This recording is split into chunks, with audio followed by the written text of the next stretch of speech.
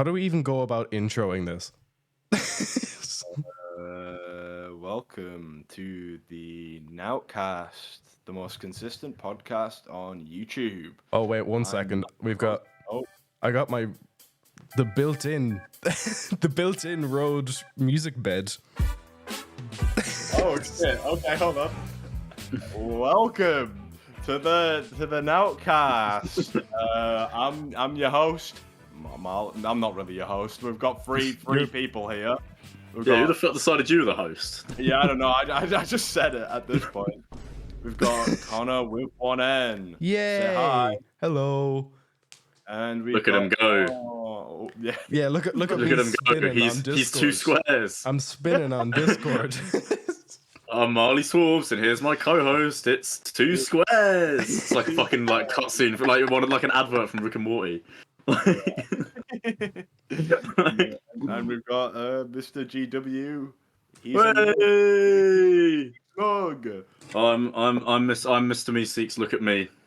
There we go. That's So funny. That's funny because it's from the show. It's from the silly It's from the show. Oh my god, friggin'. It's from the meme show. It's from the meme. Oh wait, I got wait. I got something else. I got something else. Look. Guys, I'm Pickle Rick. Cheese Rick. wait. And another mate. So I fucked up by making it known that I enjoyed Rick and Morty because 3 different people got me Christmas presents that are Rick and Morty related. I got these 2 mugs. I've also got. You fucking said it. I've got a Pickle Rick. Oh my god, man. I'm Pickle Rick, mate. It's 2024, but I'm still living like it's fucking 2017. Man. Someone save me. That's a hee-hee-ha moment. Oh god. So sick. That's another addiction I can't shake. Clash Royale, man. I'm genuinely living like 6 years behind the rest of the world. I need help. I never got into Clash Royale. I got into Clash of Clans, like huge into Clash of Clans, and I've had to restart now because I went like a year with it installed and I haven't touched it. Just because like Schlats are playing it. I think Clash of Clans is addictive quicker because you can straight away see this sort of like framework of like where it's gonna go. Like, okay, my town hall is this level, my walls are this level. Like, there's like just straight away this image of like how far you can go. Whereas Clash Royale, it's like you play a couple of games and you're like, okay, that was kind of fun. But then eventually, if you get really into it, I'd say that's more addictive in the long run because it's like, if I have 3 minutes to kill, like let's say if like I've got food in the microwave, it's like right, perfect. That I can perfectly just fit a game of Clash Royale in. Yeah, that's my problem is that I just use it as like a way to just kill 3 minutes. Yeah, Clash Royale is actually it's so addictive. I used to play it a lot. Like I was I loved it. And it was really bad because I wasn't actually that good at the game, and I always had the fucking just happen, and I'm just fucking fuming all the fucking time. It honestly, I think it's better than Clash of Clans. Just gonna put it out there. I like it more than Clash of Clans, but yeah. Again, I haven't touched it, so I'm not wide. I just like my gobbies and my barbarians. Yeah. I don't know if they're in Clash Royale. I'll tell you one that I got into recently. Sorry, wait, you finished, Conor. No, I was finished. You're cool. You're cool. Okay. One that I've got into recently a lot is Brawl Stars. I don't know if you ever played Brawl Stars, but it's the one that Mr. Beast advertised that one time in that one Squid Game video. Was it in the Squid Game video? I'm pretty sure it's either Brawl Stars or it was one of them. Oh shit! It was some company with a load of money if they sponsored that video anyway. Jesus. Yeah. Brawl Stars is Supercell. It's the same people as all the Clash games. So like they do have money because they've managed to get an entire generation addicted to their fucking games. Oh, so it kind of verges on like FIFA in terms of like the like ethical side of it. So it's pronounced it's pronounced what? Supercell? Supercell, yeah, I think so. I always called it Supercle. Like I just could. Supercle? No, you didn't. Yeah, there's no way. I'm like, I mean, unless I'm the mug. Wait, the screen. When you open the screen, it says Superl. So I just said, oh, Supercle. Yeah, square.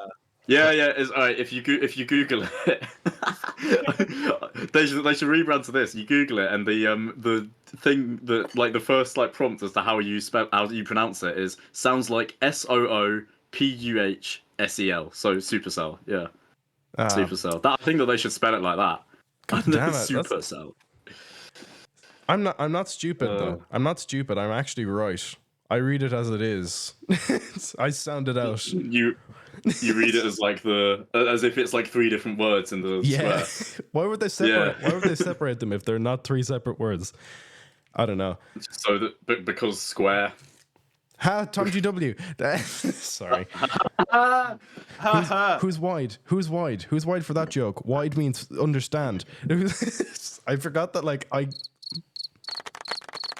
Thanks, man. Well done. Thanks, man. Thanks. Thanks, guys. First square head joke of 2024. I'm pretty certain. Thanks, guys. Don't want to hear too much anymore. Went to college and stopped hearing that he's squarehead and shags crisps. See, the thing I find hilarious is that, like, because basically, like, within the last, like, year and a half now, I've basically been, like, off the grid when it comes to, like, my own sort of, like, posting my own stuff, because I just haven't been. Yeah. And the one time I came crawling out of the woodwork and appeared for 2 seconds in a Camp Kirkham video, instantly you should comment, I remember that the editor shag crisps. I saw that. So I only have to appear for 2 fucking seconds publicly for it to return. Like, it's actually so fucked. Up until recently, there's people at uni that think my middle name's Grant as well. There's so fucking many. There's so many that just don't go away, and I don't know where they come. I don't know how. I don't know what like the synergy is to like keep it going, but it just does. It's so bizarre. That's like your middle name is Grant though. That wasn't me and Tomas. That was a Bad Friends podcast bit, I think. Like back in the day. Fucking hell, man. Was to do Tom Grant Williams and the TomGW Shags Crisps thing. Again, I don't think I've said this like publicly. I've said it to Yi.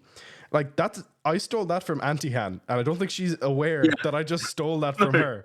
Like I was editing an episode of Memein, and like I was like, okay, I usually put in like funny phrases here, and like I think Hannah tweeted like, "Will any Shags Crisp?" or something like that, and I was like, I'll just steal that and just twist it for TomGW, and then it became like that's up until very recently. That's the most impact I think I've ever had across YouTube until like my recent videos started doing decently. Like I don't know why that one particularly stuck around, but I mean, I think it was I think it just sort of like snowballed because it was like sort of what's it called when like trying to hide something like just puts more of a like makes more like in turn makes more people know about it, because I think people kept saying it to me and I kept being like fuck off, I don't shag crisps, to the degree where I made an entire YouTube video addressing it, going, guys, I don't shag crisps. Obviously that was just going to make it even more of a thing. And I remember it was because it was the summer of 2019 when I'd just finished my GCSEs and I went away on NCS, which is like some like summer camp that you do. Non-copyright sounds, yeah. And yeah, non-copyright sounds. No, oh, you mean no copyright sounds, like. Yeah. Yes, that is exactly what I meant. Yes, but it was when I first went away on that. It took like 2 days for people to start giving each other their socials, and obviously like my YouTube channel was linked to my Instagram. So suddenly I just see this like group of people huddled around this phone, having just seen my Instagram, like clicking on the link, and they come up to me and they go, "Do you shag crisps?" And I'm like, "It's over. I'm going home. I'm going because it was the most recent YouTube video I'd uploaded. The fucking classic "Do I shag crisps?" It Pum Beauty. What a fucking awful series that was. You left that video up as the only video on your channel for like 3 months. So anytime anyone clicked in, the first thing was, "Do I shag crisps?" It Pum Beauty. It's like, what a like, how did that ever get? I don't get how that got views. Like, you know, I mean, I guess it was slightly simpler back then. Like, it was more to do with like the channel than it was just like getting like a one-off video like what it is now. Yeah. But even so, like what the fuck is clickable about random person that's not recognizable, bag of crisps, do I shag crisps, in brackets, a fucking like what does that mean? Like not a single thing about that video was clickable in any way, and yet people still fucking clicked on it. Like, what is wrong with this fucking... Like, what was wrong with YouTube back then? I don't know. But as well, like, Tom Stockdale ran with it, and he did it, like, in every stream. He'd say, TomGW shags crisps. But I don't think the dude knows who I am at all. So I don't know. No. I think you planted it, and it just kind of like it got out of my hands. So like it was very much. I think it got to the point where it was just very much sort of like out of your hands. It went completely out of my hands within like 2 weeks. I think I did it for Jackmate Visa, weirdly, who kept it in a pack opening, and and did he do that? Why did he keep that in the video, or like his editor or whatever? Like, why the fuck would you keep that in? That was him. Like, that was him. As someone he only edited for himself, and like the first 10 seconds are him reacting to a pack, and then going, "Someone just said TomGW shags crisps. Good to know." And that was good to know. Yeah. No, I mean, and the music stops as well. It's like it just completely it like kills the momentum of the video for no reason. Like. It's just so weird. Like it's, I like not a single like maybe like fucking 10 people that ended up watching that video actually knew what that meant. Like everyone who like 99.9% of his audience would have just gone, "Fuck, did he just say?" Like the very small Venn diagram of Visa and TomGW watchers were the only ones who got that. Yeah. And if you picture the like not only the overlap between those circles, but the sizes of those circles retrospectively, like you'd barely even be able to see the second circle in comparison to his. Like it's so weird. I don't get why it had people in such a chokehold. No one even knew what it meant. I don't know. I didn't know what it meant. I just thought that sounds funny. Because it doesn't mean anything. I said that like it has a fucking like backstory. Sure, in the It Pump to UC, I watched it recently because I went on a big like old Nout Gang binge, which is where the Noutcraft Returns video comes from. And I went back and I watched the video, and you're just there like, "I don't have sex with crisps." This was a gag by Conor to see how far he could take something completely vapid and meaningless. Yeah. And it was, and it's funny. Yeah, it's funny now. And it fucking was completely, man. See, I can't watch any of those old videos because it pisses me off too much that I'm looking at the viewfinder instead of the lens. Because for some reason I was just completely blind to it and was under the impression that you couldn't tell that I was looking at the screen, but you just so fucking can, and it's like painful. Right. Yeah. Listen. Right.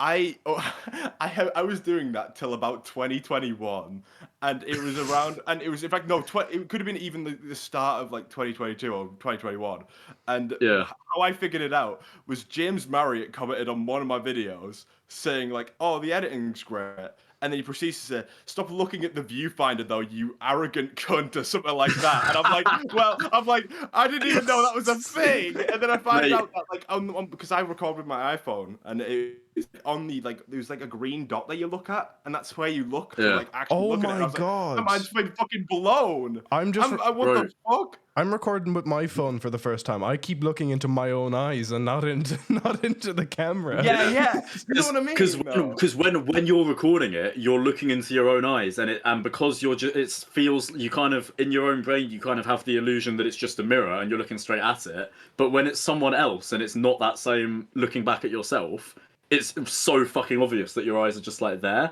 Yeah. But like it's for some reason until you have it pointed out, everyone just never really notices it in their own videos, and I didn't for ages. It's never until I think it was. Oh, say it, go on. No, I was just gonna say like I never really had that issue because my old camera, I don't know if I ever showed you, like doesn't have a viewfinder. It's just the camera because it's a photography camera. So I was just like hoping that it was focused while I'd be recording pretty much up until I stopped. It was like up until I stopped for like 2.5 years. I would just hope that it was focused. This one, now that I have like I can look down at my monitor, but I never think to do it because now I've just been like, I suppose, mentally programmed to just stare at the camera like dead into the eyes. But now that I have like an actual viewfinder in front of me, I still just find myself looking into my own eyes and I look wrecked. But the face of a man who's made commentary videos on and off for virtually his entire life. This is the face of a man who cannot help but complain in YouTube videos. It's the only thing I do.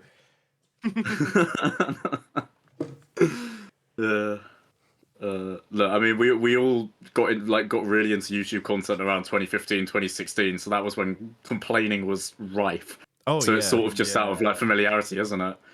What's mental, actually, now that you said that, what I think is crazy to think about is the TomGW Shags Crisps meme. I have it on my phone, but I can't pull it up now because I'm recording with it. On the 27th of January, this year, the TomGW Shags Crisps meme is 4 years old or 5 years old. 4 or 5? I think it's 5. I think it was 2019, so yeah, it's 5. Yeah, but it was my January edition of memeing. hell. So January 27th is the birthday of the TomGW Shags Crisps meme. It's either 4 or 5, I'm not entirely sure. But 5 fucking years, man. I actually don't like that. I don't like I saw and the thing is, I'd known you for like a year. I'd known you for like a year before this, so this is that's like 6 years ish that I've known you. Fucking hell, yeah. About more than a quarter of our lives. Yeah, about just a bit over 5, I think, for Marley. Yeah, I was well. That episode of Memeing came out in that weird window of time when the thing was going on. The thing that we daren't mention now. Yes. I get it. I get the meme. Marley, you look like you still haven't clocked what the thing is. The I fake don't think fight. I clocked what the thing is. The fake fight, man. The fake fight. This was when me and you were secretly friends, and Conor thought you were a dickhead. Yeah. Remember, that was the first time. Yeah, that stream is actually so funny to look back at highlights of, because that's the first time I ever spoke over a voice call with Marley Swarbz, and it's Tom ringing him on Instagram Live, which is then coming through my speaker. It was, and I was so shit. Shattered. I was shattered. I was about to go to sleep. I had all my lights off, and then I see an Instagram call, which I didn't even know was a thing. So I looked at it like the most confused bastard ever. I was staring at him like, I guess I'm gonna have to pick this up. I don't know what the fuck this. I don't know what's about to happen. And then it's just a press conference. It's like I'm like, what do I even do here? What's even the point? Like, what am I supposed to do in that situation? I think so, Conor. From the fact that we had like 3 months where we were seemingly sort of coordinating this whole like fake beef that no one was in on, that you should have been in on, yada yada yada. We've said it a million times. Yeah. I feel like from your perspective, you may have been under the impression that me and Marley had the whole thing more planned out and more coordinated. Yeah, I literally. I was like, why the fuck did we not like schedule one in? Like, I don't understand why we didn't be like, right, this day we're gonna fucking like get in a call, like a Discord call, and we're gonna stream that, and we're gonna actually like do it. Like, I literally just went live one night, and people in my chat who had seen the video were like, you should do a press conference with Marley. I was like, okay.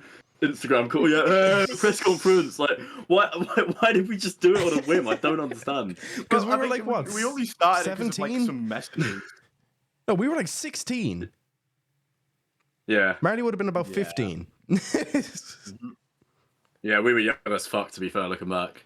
Yeah, we had no idea. Like, what, 2019? Fucking anything like that. So 2019, we would have would have been about 16, 17. Yeah. I would have just turned 16. Bro, I would have been 5th when the TomGW Shags Chris meme came out. I would have been 15. Because I fucking hell, man, it's so old. It's so much older than what I think. Like, it's still. I kind of think of everything YouTube as like the kind of the recent bit of my life. Yeah. But it's at the point where it's just not the case anymore. Like, it's so weird thinking about the fact that you were 15 and people were spreading around that you shag Chris. Yeah, mate. Tom Stockdale, the fucking 27-year-old man on his guitar. Oh yeah, this 15-year-old shags Chris. You don't just see like a 15-year-old being spread that he's a fucking crisp shagger. Like, what was wrong with us? What was I'm just deeping it now. What were we doing? We weren't the ones in the wrong because we were all the same age, basically. Yeah. We're fine. I think there's maybe other people that need the finger pointed at them. It's Tom Stockdale at Callum's corner that are like We're big. The bloke was fucking 40. And he's just like, TomGW, oh, that's the guy who shags crisps, right? Oh, that's the guy who shags crisps. He probably didn't know, bless him. He probably just knew it as a name in his stream chat that he said a thing to. Like, you know, this is going out on the internet, by the way. So, like, so if anyone is listening to this at all, we're not throwing shade on anyone. We just think it's quite funny. We're just like looking back at this, like what was even going on? Like now we're 20, what, like 20, 21, all of us. Yeah, 21 next month. Yeah. Jesus, we're old. We're old, dude. We're past it. Yeah, we're past it. We are fucking old. Tommy Innit has made it so we are now past it. Yeah. Thing is, the thing I find interesting, and the thing that I think I kind of like looking back when it came to YouTube, and like there was no way to sort of, like if I went back, I wouldn't necessarily tell myself this, but I do think I kind of fucked it by making myself known to YouTubers in the community when I was still a kid. Because I think that once you're known as, like, people would have been like the few kind of like creators in the space that were aware of me, which wasn't that many, but the ones that were, like your fucking, you know, your James Marriott's and your people like that, they would have been like, oh, he's just like he's that kid that makes videos. And I could probably come back to YouTube now, and I don't think I would be entirely out of that box of the kid that does YouTube because they became aware of me when I was a kid. Yeah. I mean, to be fair, that could be the same for a couple of us, but it really just, it's like, with you especially, you ended up blowing up like quite, well, not blowing up, but more just like, you were known by a lot of people, like in the community. A lot more I don't think I was, a lot more maybe... Yeah, maybe more than what I didn't really feel like I was at the time, but like I remember you guys always used to tell me that, like, you know, be more careful about what you say on Twitter because there are people that are actually looking. Which I definitely should have taken that more on board. But what was I gonna say? Yeah, like Tommy Innit is 20 in a couple months. Yeah. Like if Tommy Innit came onto the scene now, he would aura around him and the impression of Tommy Innit would be entirely different to what it is, because people still like no one thinks that Tommy Innit is 20 in a few months. They think he's 16. Yeah. Like it's kind of just the age that you are when people first become aware of you. I suppose which is probably why like it's decent to still be a smaller creator, because in the event you do blow up, you're blowing up now as an adult. God, we're adults now. But like now, when did Nout Gang, were we all, we would have been max 18 when Nout Gang was it like actually a thing? I think younger. Before we kamikaze I think I reckon it got, I feel like I was still 17 at the point that it got kamikazed, let alone when we were actually doing it. Yeah, maybe. I think you might have been 18, Connor, but I think that me and Marley were probably still 17. Yeah, I was definitely 18 when we just kamikaze. I think we should probably explain that when it's going up on this Nout Gang channel, why we just kamikazed the channel. That was such a good call, though. That was genuinely so good. Is there anyone even watching? That's the question.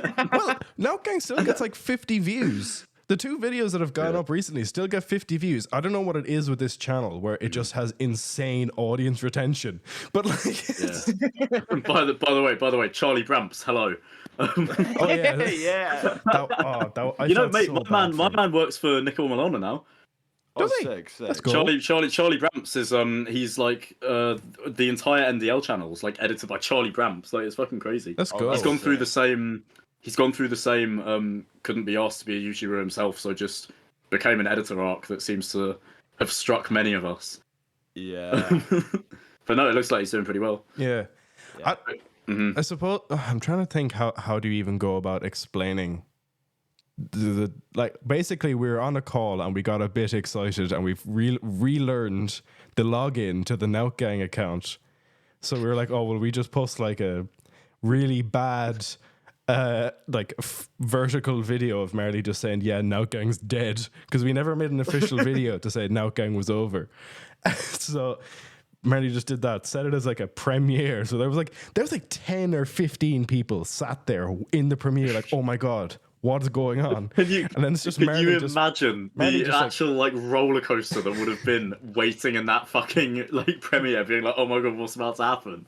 It's just a portrait video of Marley. 6 of us so are back. Disappointing.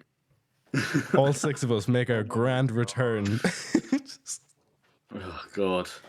And then like from there we just like, oh, what if we just like emptied our camera rolls onto the Nout Gang channel, I suppose. And I've spoken with Leah and Nat about it since, and like Leah's just been like, yeah, I think we were both on a call as well, and we were just like, what is going on? They were seeing like each new upload like it was fucking like Avengers coming out of the portal. Like, oh, what's next? Like they were seeing just like regular videos, like just videos with stupid titles, and then every second one was, "Is this Jaraban's secret?" Or the seasoned classic that is Jaraban jumps off a cliff. Or why is I think this that's my favorite one. I think Jaraban jumps off a cliff might be my favorite one. And the title of that is the best one, 100%. It's just Jaraban jumps off a cliff. There's also why is this Nout Gang, where like Josh Zerker sounds like he actually says, "Why is this Nout Gang?" What is this Nout Gang? Yeah, I still have no fucking idea what he actually said. For all we know, he could have said, "Why is this Nout Gang?" Because like, what the fuck did he even say? Oh my God. Yeah, that was a fun time because I think we were just like, I feel like we were just a bit too silly and goofy at the point, and it was like 2 a.m. Yeah, we were like, ah, fuck it, let's just have fun with this, and then I feel like them like always having the people together, having everyone just in the same call, it's just a nice good time. It's just nice. It's a nice, fun, exhilarating time, and you know, we need more of these calls like now. What do you want us to make some announcement that like, oh, Nout Gang is back on a permanent basis?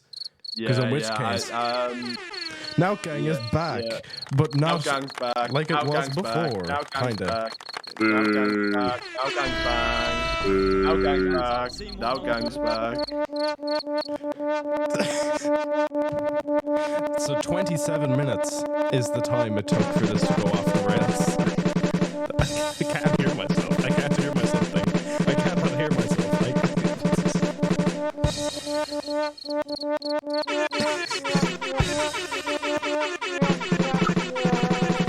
I'm the one with the soundboard.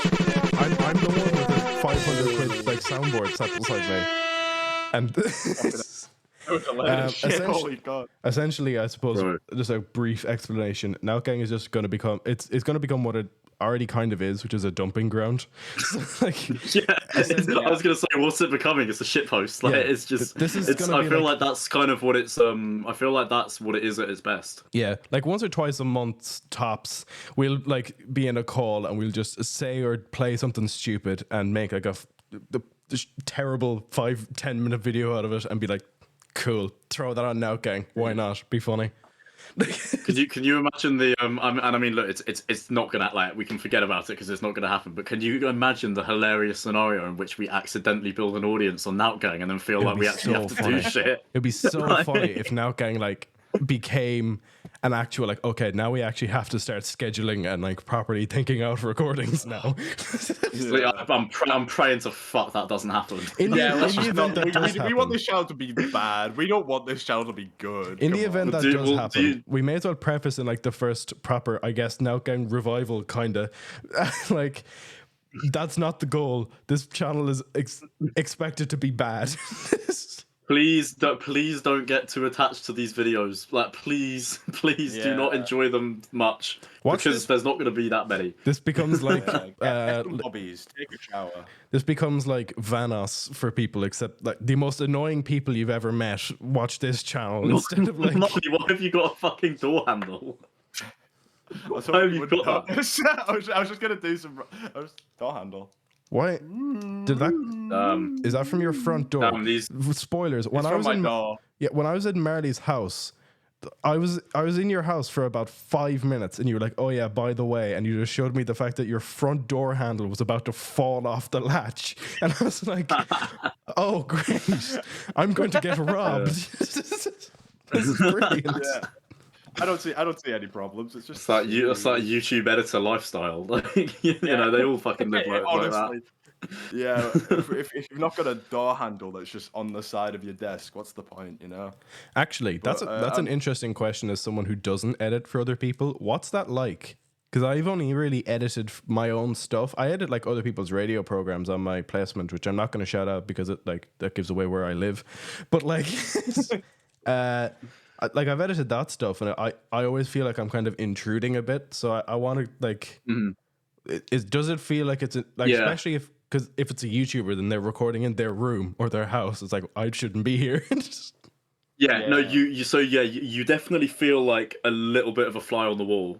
I mean, like, I think with the majority of Cam stuff, like, he's quite like his videos are quite scripted, so like he's ready to he's ready to record, he gets it done. It sort of is more just like the same take over and over of like the same sentence, but like ultimately it's scripted. Like I've been saying to him for a while that I don't know if necessarily he needs to script it though, because like the times that he does deviate from the script and just starts making jokes, like I think that's like some of his funniest stuff when he just like deviates. So like I feel like he could probably save time by making the script a little bit looser, but you know, he can to each their own, I suppose. Do him, yeah, for sure. He's really good at what he does with Cam. Like Cam's one of those where he just knows what he's like. He's on it like constantly. I feel like when I've done like the React channel for Cam, because yes, me and Tom also edit for the same guy. Monsieur Kirkham. Yeah, we're yes, but yes, with the React channel, it was like it's very much just like he's just constantly on it. I don't really cut much out at all. Really, it's very hard to cut like certain, like other than just like going to the next clip or whatever. He's just so on it with jokes, and I'm like, it's hard to cut shit out. He's very good at that. So yeah, and also when he talks to you, it's funny. Mate, I've always said this, like no matter who the person is, when you're like, if it's especially considering the fact that like back in the day I used to be like a fan of Cam, like, oh fucking hell, I made the worst mistake ever. I scrolled up in the TM conversation and I saw just the most embarrassing fucking shit from years ago of me basically just like asking him for like support and asking him for shout outs and stuff. That was the reason. I think that's the other way I sort of fucked it with the YouTube community early, is they just knew me as the guy that was constantly trying to self-promote. But when it's someone that you're a fan, when it's someone that you were once a fan of, you know, like as much as like I don't really consume that type of YouTube content anymore, like it's not something that I find like boring or stale or whatever, you know, like I'll watch it. So when you're editing, you kind of just get in this like you almost just forget that like you're the only person that is ever going to see this uncut, and he suddenly just looks up at the camera and says your name, and you're like what the fuck, like yeah. Also with Cam as well, like I mean, there's that one video like when I had my series Ass, which was always just so good. At the start of that, there's literally just the fucking Cam Kirkham clip where he says Marley Swarbz snorts ketamine, and it's just like that. We went from that to being the editor, which was fucking nutty. That was it's such a like contrast to when you're younger and you're just such a fan of the person. I think you were the person who told Cam to say that, Tom. Yes. I'm pretty sure it was you. Yeah. I also told Tom stop not to get to say it. It literally I was just so fed up with the Shags Crisps one. I was just trying to deflect by just trying to like there was so many unsuccessful attempts at insert this person's name does insert thing because I wanted other people to have one, but just nothing hit the same as the crisps. The thing is, we were just not as big as you, so it wasn't gonna happen. I remember you tried to do it with me as like revenge. It was like, yeah, dude, I have like 200 subs. No one cares. Yeah. But like you had like 4K, so like, you just had 4,000 people on like, oh yeah, TomGW used to go Shags Crisps, right? Oh man, yeah. There's the fact that actually legitimately there's like about 6,000 people out there who may have some degree of an idea that TomGW Shags Crisps is insane to me. It's unfathomable. Well, I mean, like, I think if you count the number of people that just actually like have it in their brain where if you said it, they'd go, oh, I remember that. Yeah, that's probably a sickening enough number. But imagine the number of people that have just heard it. Yeah, all of those stream viewers, every single different stream, all of the Visa viewers, everyone that has heard it. That when TomGW comes to mind, Shags Crisps immediately follows. Yeah. Yeah, Well, like that was just genuinely existed in Callum's Corner's head, like unprovoked. When I donated and said Marley Swarbz is terrified of TomGW, I don't think he even clocked that it was me that had donated it. I think he just saw the text, Marley Swarbz is terrified of TomGW, and he just went, Why would you be scared of the guy that shags crisps? Like, you know when people people say like, oh, imagine all your subscribers in one room and like, and imagine how big that would be. It's the same with like shags crisp shit. It's like how many people, like imagine all the people who know the shags crisp meme in one room. It's fucking huge. Like it's insane.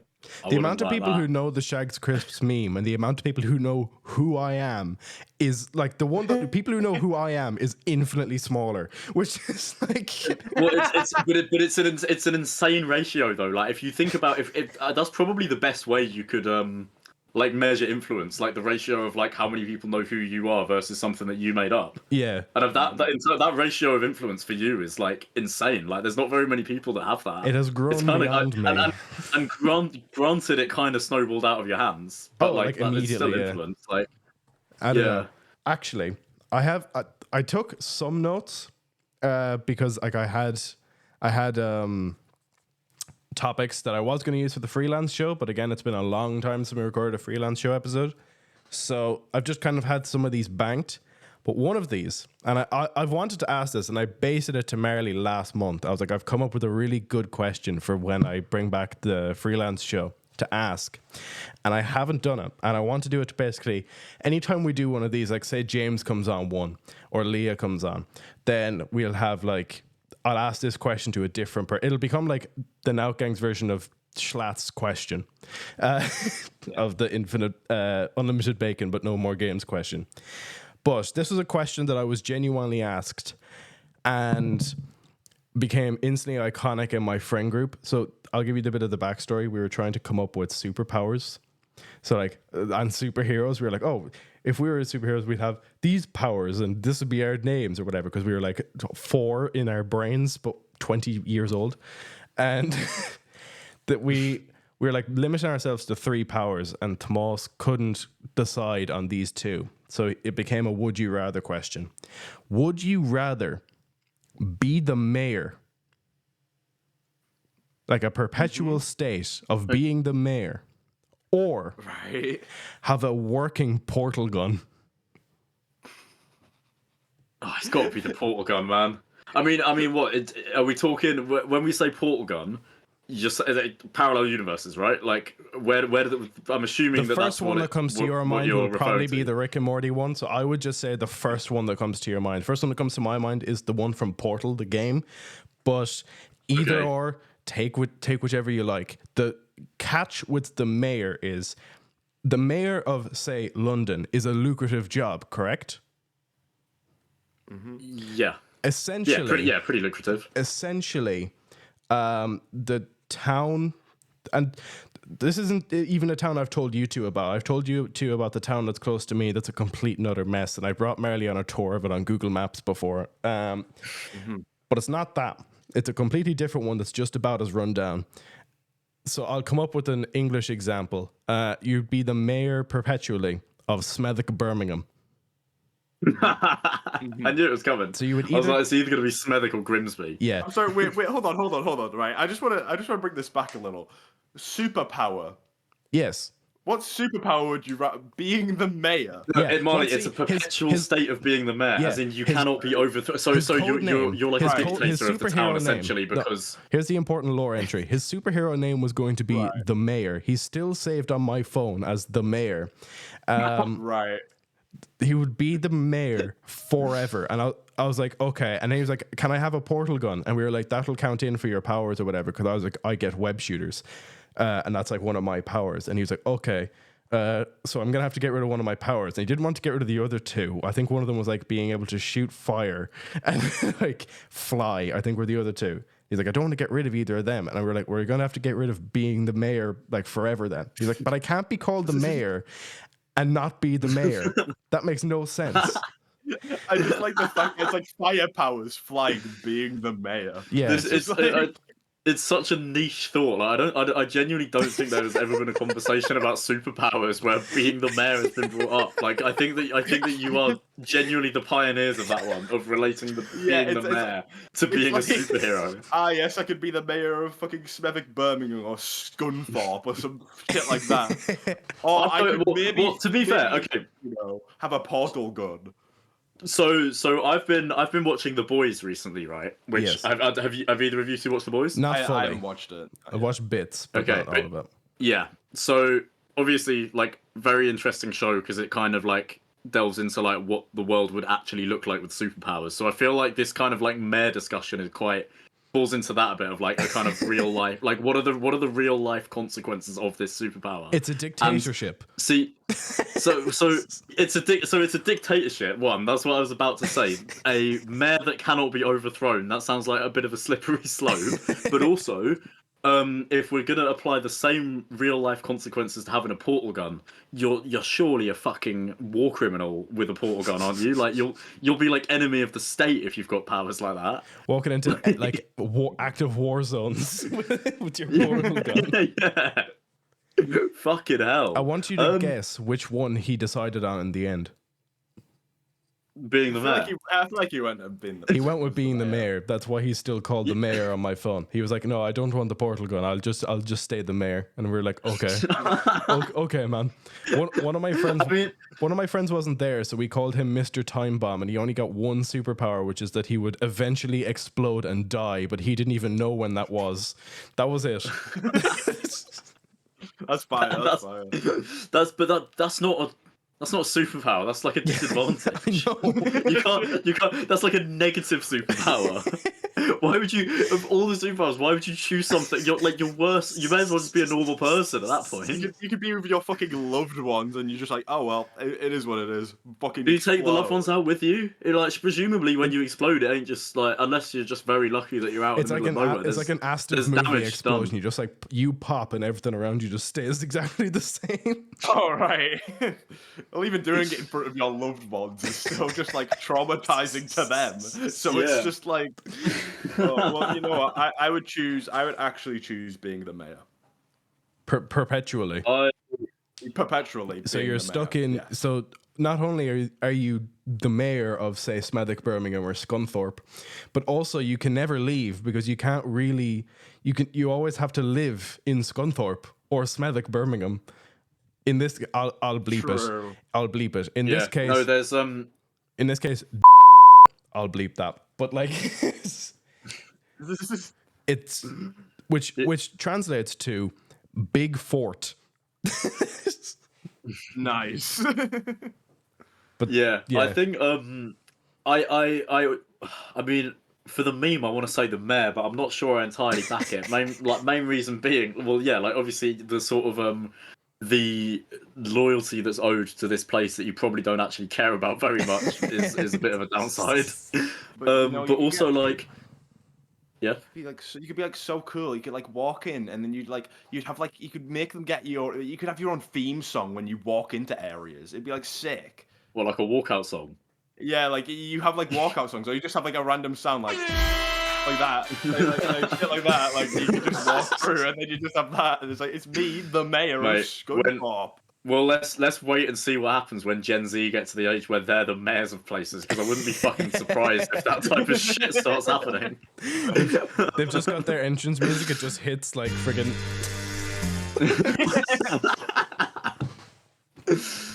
Oh man. But yeah, I don't know. That became. I basically here. I'll show the front cover, but I won't show anything in it because I feel like my friends would be very upset if I did. But for Christmas every year, I get my friends their own exclusive copy of a quote book, where essentially it is just like the out of pocket stuff we've said over the years, which is why I will not open it. But there's like. That's where this comes from. It always comes up in a social situation because people want to, like, when I let slip that I keep a quote book of everything that they say, they want to hear stuff from it. So I always immediately go to, what's the safest thing? Oh, yeah. Would you rather be the mayor or have a working portal gun? That's such a hilarious would you rather question. Like, no one has ever like that is entirely novel. It's just entirely novel. Like, you can say that with such confidence that no one else has come up with that before. That's why I was like, I need to have this as my like unlimited bacon question. Like, yeah, that's great. Talking about would you rather questions, right? Let me just get something. Oh Lord. Do I still have the bit of paper inside? Yes, I do.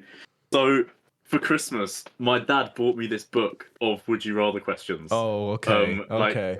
So just classic sort of like you just see it on Amazon and it's like fuck it, why not type shit, Yeah, right? yeah. So massive book of would you rather questions. He on the inside of it, he printed out a screenshot of some of the Amazon reviews and like just put that in with the present. So if I read you some of these reviews, 1 star, terrible. How did this get published? 0 literary value. It's the stuff stoned teens might come up with. An insult that whoever wrote this gets to call themselves a writer, lol. And then the next one, 1 star, awful, terribly written, not worth the paper it's printed on. Not entirely sure why this was published. Would give 0 stars. And it's fucking hilarious. Like, me and my housemates at uni read through this for like an hour the other night and was just like talking about the questions for ages. Like, I don't understand what these people thought a Would You Rather book was going to be.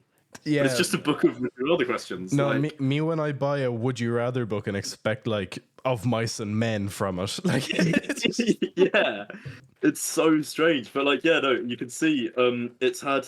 It doesn't show how many reviews it is, but it's 100% 1 star reviews. like there's not been a review that isn't 1 star on this fucking book. Yeah, because no one buys a book like that and goes, "Oh, this was so good, I need to leave a 5-star review." I need to leave a review. Yeah. Well, I think that about most things anyway. Like when you go somewhere and have a good experience, do you leave a positive review? That's why I feel like reviews in general need to be taken with a pinch of salt, because like if something is just like what you thought it was going to be, you don't leave a review, do you? Like, people tend to review things when it's bad, like when it's like not what they expected it to be. So I mean, that's no, definitely. Yeah. I think that I don't know if this relates back to YouTube, I suppose, almost. Like when I'm writing for videos or anything, a lot of the time it will eventually get negative because it is so much easier to write about stuff that's bad. Like my Last of Us video essay that I've been talking to you guys about for about 3 years at this point is no closer to being finished than it was then. And it's because fucking hell, man. It's because I keep deleting it and I'm like, this sucks. Oh, get rid of it and I'll start again because it's not funny. Because it's positive. Yeah. Yeah. Whereas everyone knows I write about stuff I hate. Like I think that generally it is like negativity sells in basically like every way. Like, you know, like the reason why everyone says the news is so negative is because positive news doesn't get clicked on. Yeah. Like the reason why like if you actually like sit and think about whether a stand-up comedian is being positive or negative during their set, you're going to realize that they're basically being negative about everything, but it doesn't feel like it because it's funny. That's how it's funny. Like, as in you're picking holes in things, you're picking things apart because like positivity isn't funny, really. Yeah. Like there's less comedy to be had from it. Yeah, it's sincere, but it's not funny. Yeah, I've been like writing a video essay on a couple of things recently because I'm making a little channel where I'm gonna do video essays. It's gonna be so fun. It's gonna be awesome, and that's gonna like a later thing. Yes. I'm glad we're on the same wavelength there. Yeah, like writing things about positive things is harder by like a lot. I don't know what it is, but like me chatting shit and doing commentary videos back in the day was so easy. It was so easy to chat shit about just some random bullshit. I made 4 Morgz family videos basically saying the same thing over and over and over again, and people ate it up. Yeah. Like it is just, if you're gonna like sit and talk about someone else's content, there has to be some level of picking a hole in it, because if you're just being positive about it all, you're not bringing anything to the table. You're not bringing a new stance. You're just going, this is good. This is good. Exactly. Yeah, that's why they're successful. It's like, do you remember? Yeah, it's like, do you remember the classic sort of that classic Simon Miniminter controversy where he said he hated commentary channels, when he was like, I hate them because like you're making an entire video slating that person. You're not even praising them. It's like, can you imagine if there were channels that just praised at people? Like, what would that be? Like, I mean, yeah. I like KSI because he's funny and makes me smile. Yeah. It would just be wet. It would just be so shit. Like, here's why I love KSI on the GDBT. Here's why I love him. But it's like I watched a video essay because it was one of those where the title and thumbnail said, "This show is so ass," and I was watching it and I really enjoyed it. I was like, "This son of a bitch!" I'm gonna click on it, and it's the like most positive review known to man, and I'm like, well. Fuck, I got baited to fuck there because it was because I'm in the middle of watching One Piece, which is like 1,000 episodes. Lord have mercy above, I'm getting through it. But like, it's like I was like, I'm so invested in it, and then someone was like, "This show is fucking ass," and the title and thumbnail, and it's just a positive review. So it's like you can use that to your advantage when it because people they search for they will click on more negative things when it's like negatively targeting something, especially when it's like something that you also like as well. Like, why do you dislike it? Why do you hate it? So yeah, it's like a lot of things like that can be similar to that, I guess. One thing that I think we started off when we did this channel, or when we did the We Made A videos, which by the way, the We Made A videos on the Marley Swarbz YouTube channel are still 3 of my favorite videos that I think I've ever been a part of. I love those videos so much. Those videos are so great. I think they captured at risk of sounding cringe, I think it captured us very well. Yeah, you know what I mean. Like the type of shit that we would just end up the tangents that we'd go down when the camera weren't even on was never too far off that type of thing. It was like every single one of those videos at some point went lol deadgy. Marley, did you see the video of Deji where he was just fucking off his tits? Have you seen this, Conor? Yeah, Marley sent it to me. Yeah. Again, it just circulates. Bro was in another world. He's not even his eyes are not even fucking open half the time. It's so funny. Even more dead behind the eyes than he is normally. I wonder, I think it was the whole him having a meltdown over KSI back in the day, back 2018. I think that made him just the butt of the joke for us for ever, so the last long. 5 years. So long. But I will say this about the We Made A videos. I didn't really the reason why I didn't have much of a plan behind them.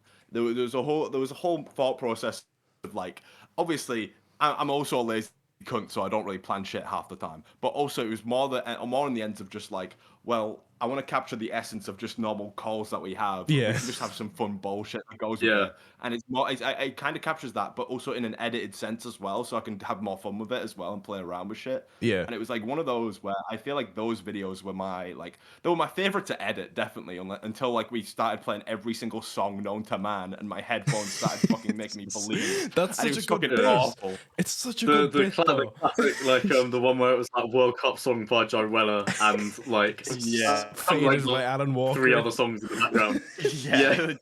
Where are you now? There's Isn't a bit where we're just all singing along to it. Isn't it mental? All you can hear from World Cup song is just Randall's voice over a cacophony of other shit. Yeah, it's really funny because I didn't even get copyrighted for any of that because of how fucking bad the quality of the audio was, because it was just all a mishmash of every fucking song known to man.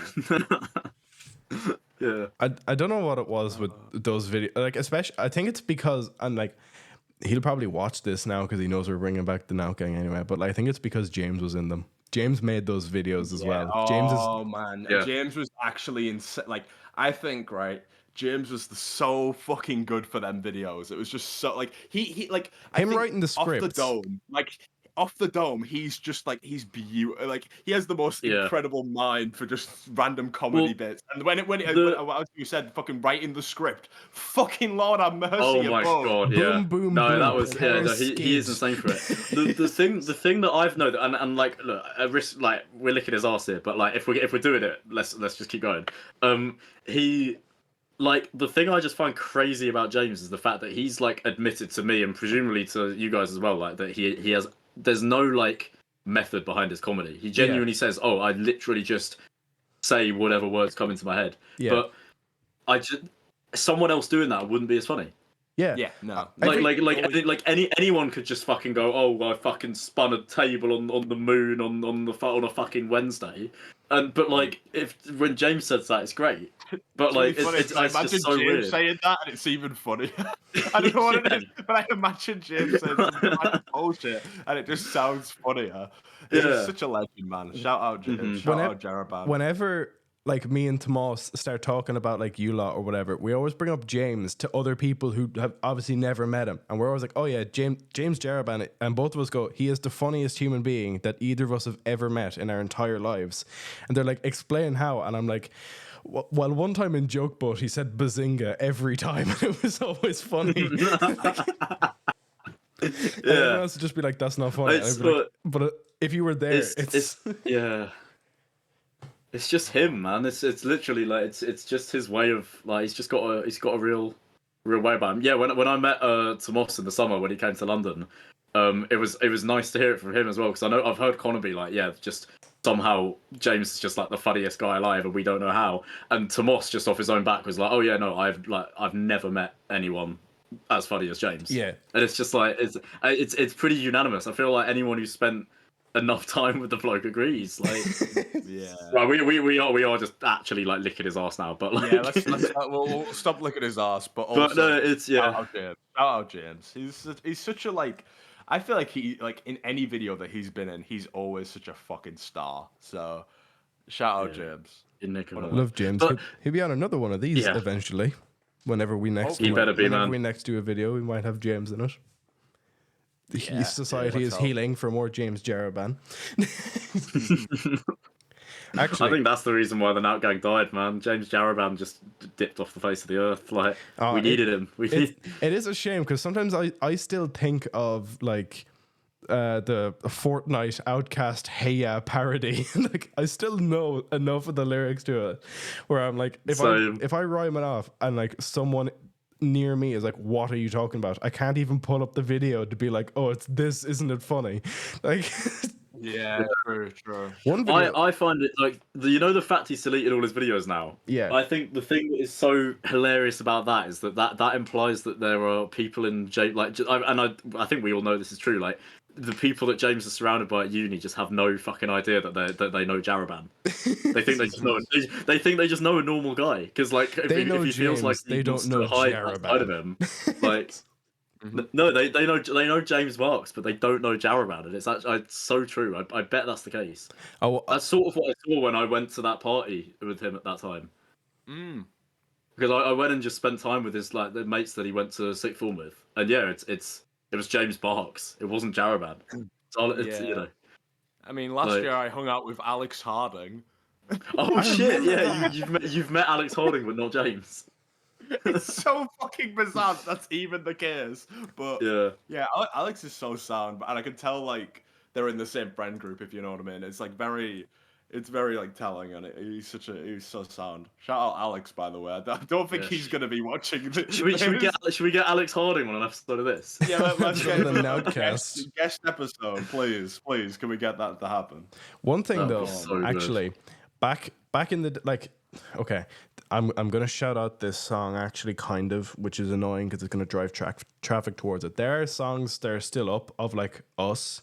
No offense, Tom, a lot of them are on your channel, but like. Owen Powell. Well, I mean, if you're I was going to say the worst one.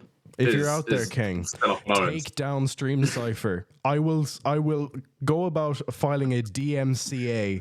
I don't care. Get it gone, please. I think mentioning. I don't think we want to mention it because it'll bring more attention to it by the 10 people that will watch this this long. What is so good is I didn't even consciously try, but I managed to hide that so well, because they know, my friends in real life know of Owen. Like, I've mentioned Owen before, but they've obviously never checked his channel because they never had any real need to. And I'm just there like, oh, okay, great. They're never going to see Stream Cypher. This is brilliant. And then Tomas just puts it in the group chat of a random Thursday, and I'm sat in my friend Kira's car, and I just go in the back. I'm in the back, and I just go, oh my God, I'm going to kill myself. And Kira just goes, what's wrong? And she's like, I'm like, just don't check the group chat ever. Don't ever check it ever again.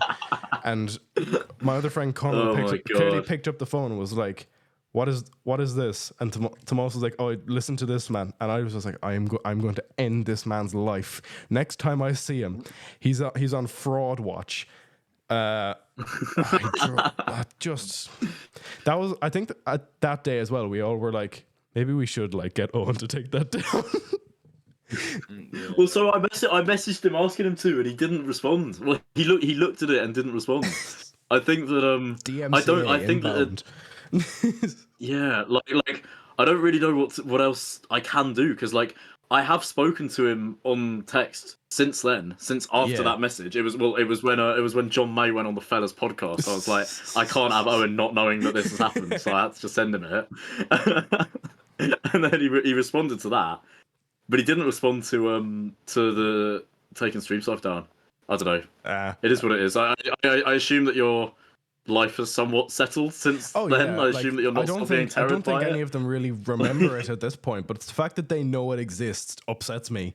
So, like, if it would, and as well, at that point I was going by my real name, not Conor with one N. So you search my real name, there's a chance it's gonna come up on YouTube, which like. No. Let's find out. If when we type in Conor Keneally, because I would imagine that Owen would have put Conor Keneally as a tag on the video. Yeah, or like in the description or something. But like I don't know, because I don't know if I had made the transition to Conor Keneally or Conor with one N. But I hope I had, because I don't need any prospective employers finding out. What does it? Please tell me it doesn't. Oh no! There's no. Well, okay. So, Stream Cypher doesn't come up. This fucking dude does. Tom Arch. No. Okay. Oh no. This channel called Conor Keneally's Noncery Corner. Oh my lord! I remember that. Who? It's not you, is it? I assume not. What is it? Why would that be me? Under what circumstance? Sorry now. Well, I don't know. The number of people whose name is Conor Keneally mixed with the number of people that were invested in KSI versus Logan Paul 1. There's not very many people there.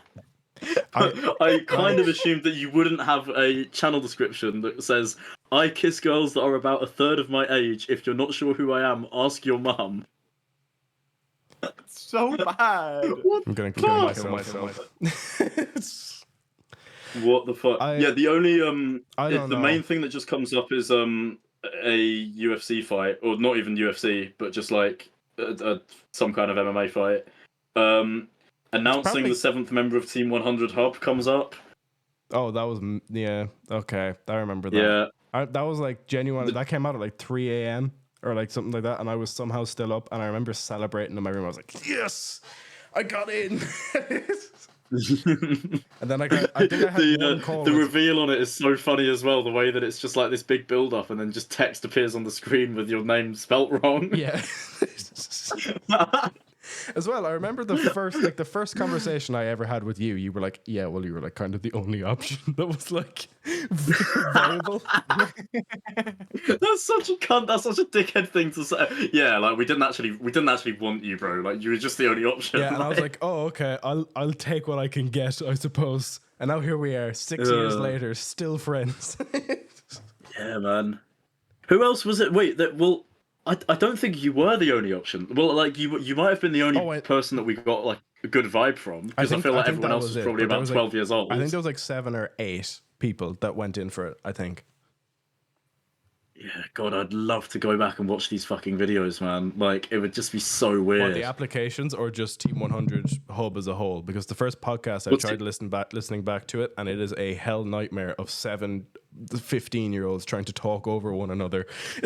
Mark Zuckerberg. Was that Floppy Ferret? I think the Floppy... Oh, what happened to Floppy Ferret, man?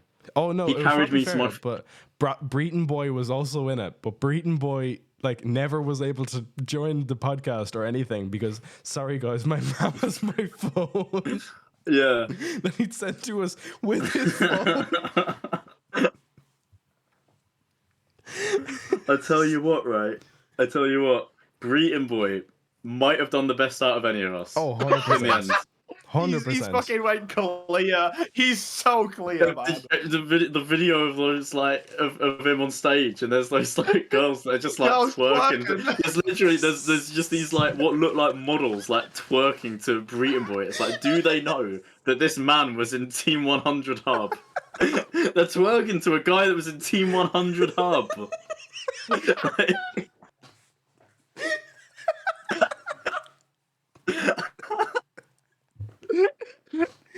Oh, Didn't even know. Do you have that video, Marley? He used to share a YouTube channel with James Jaraban. That's awesome.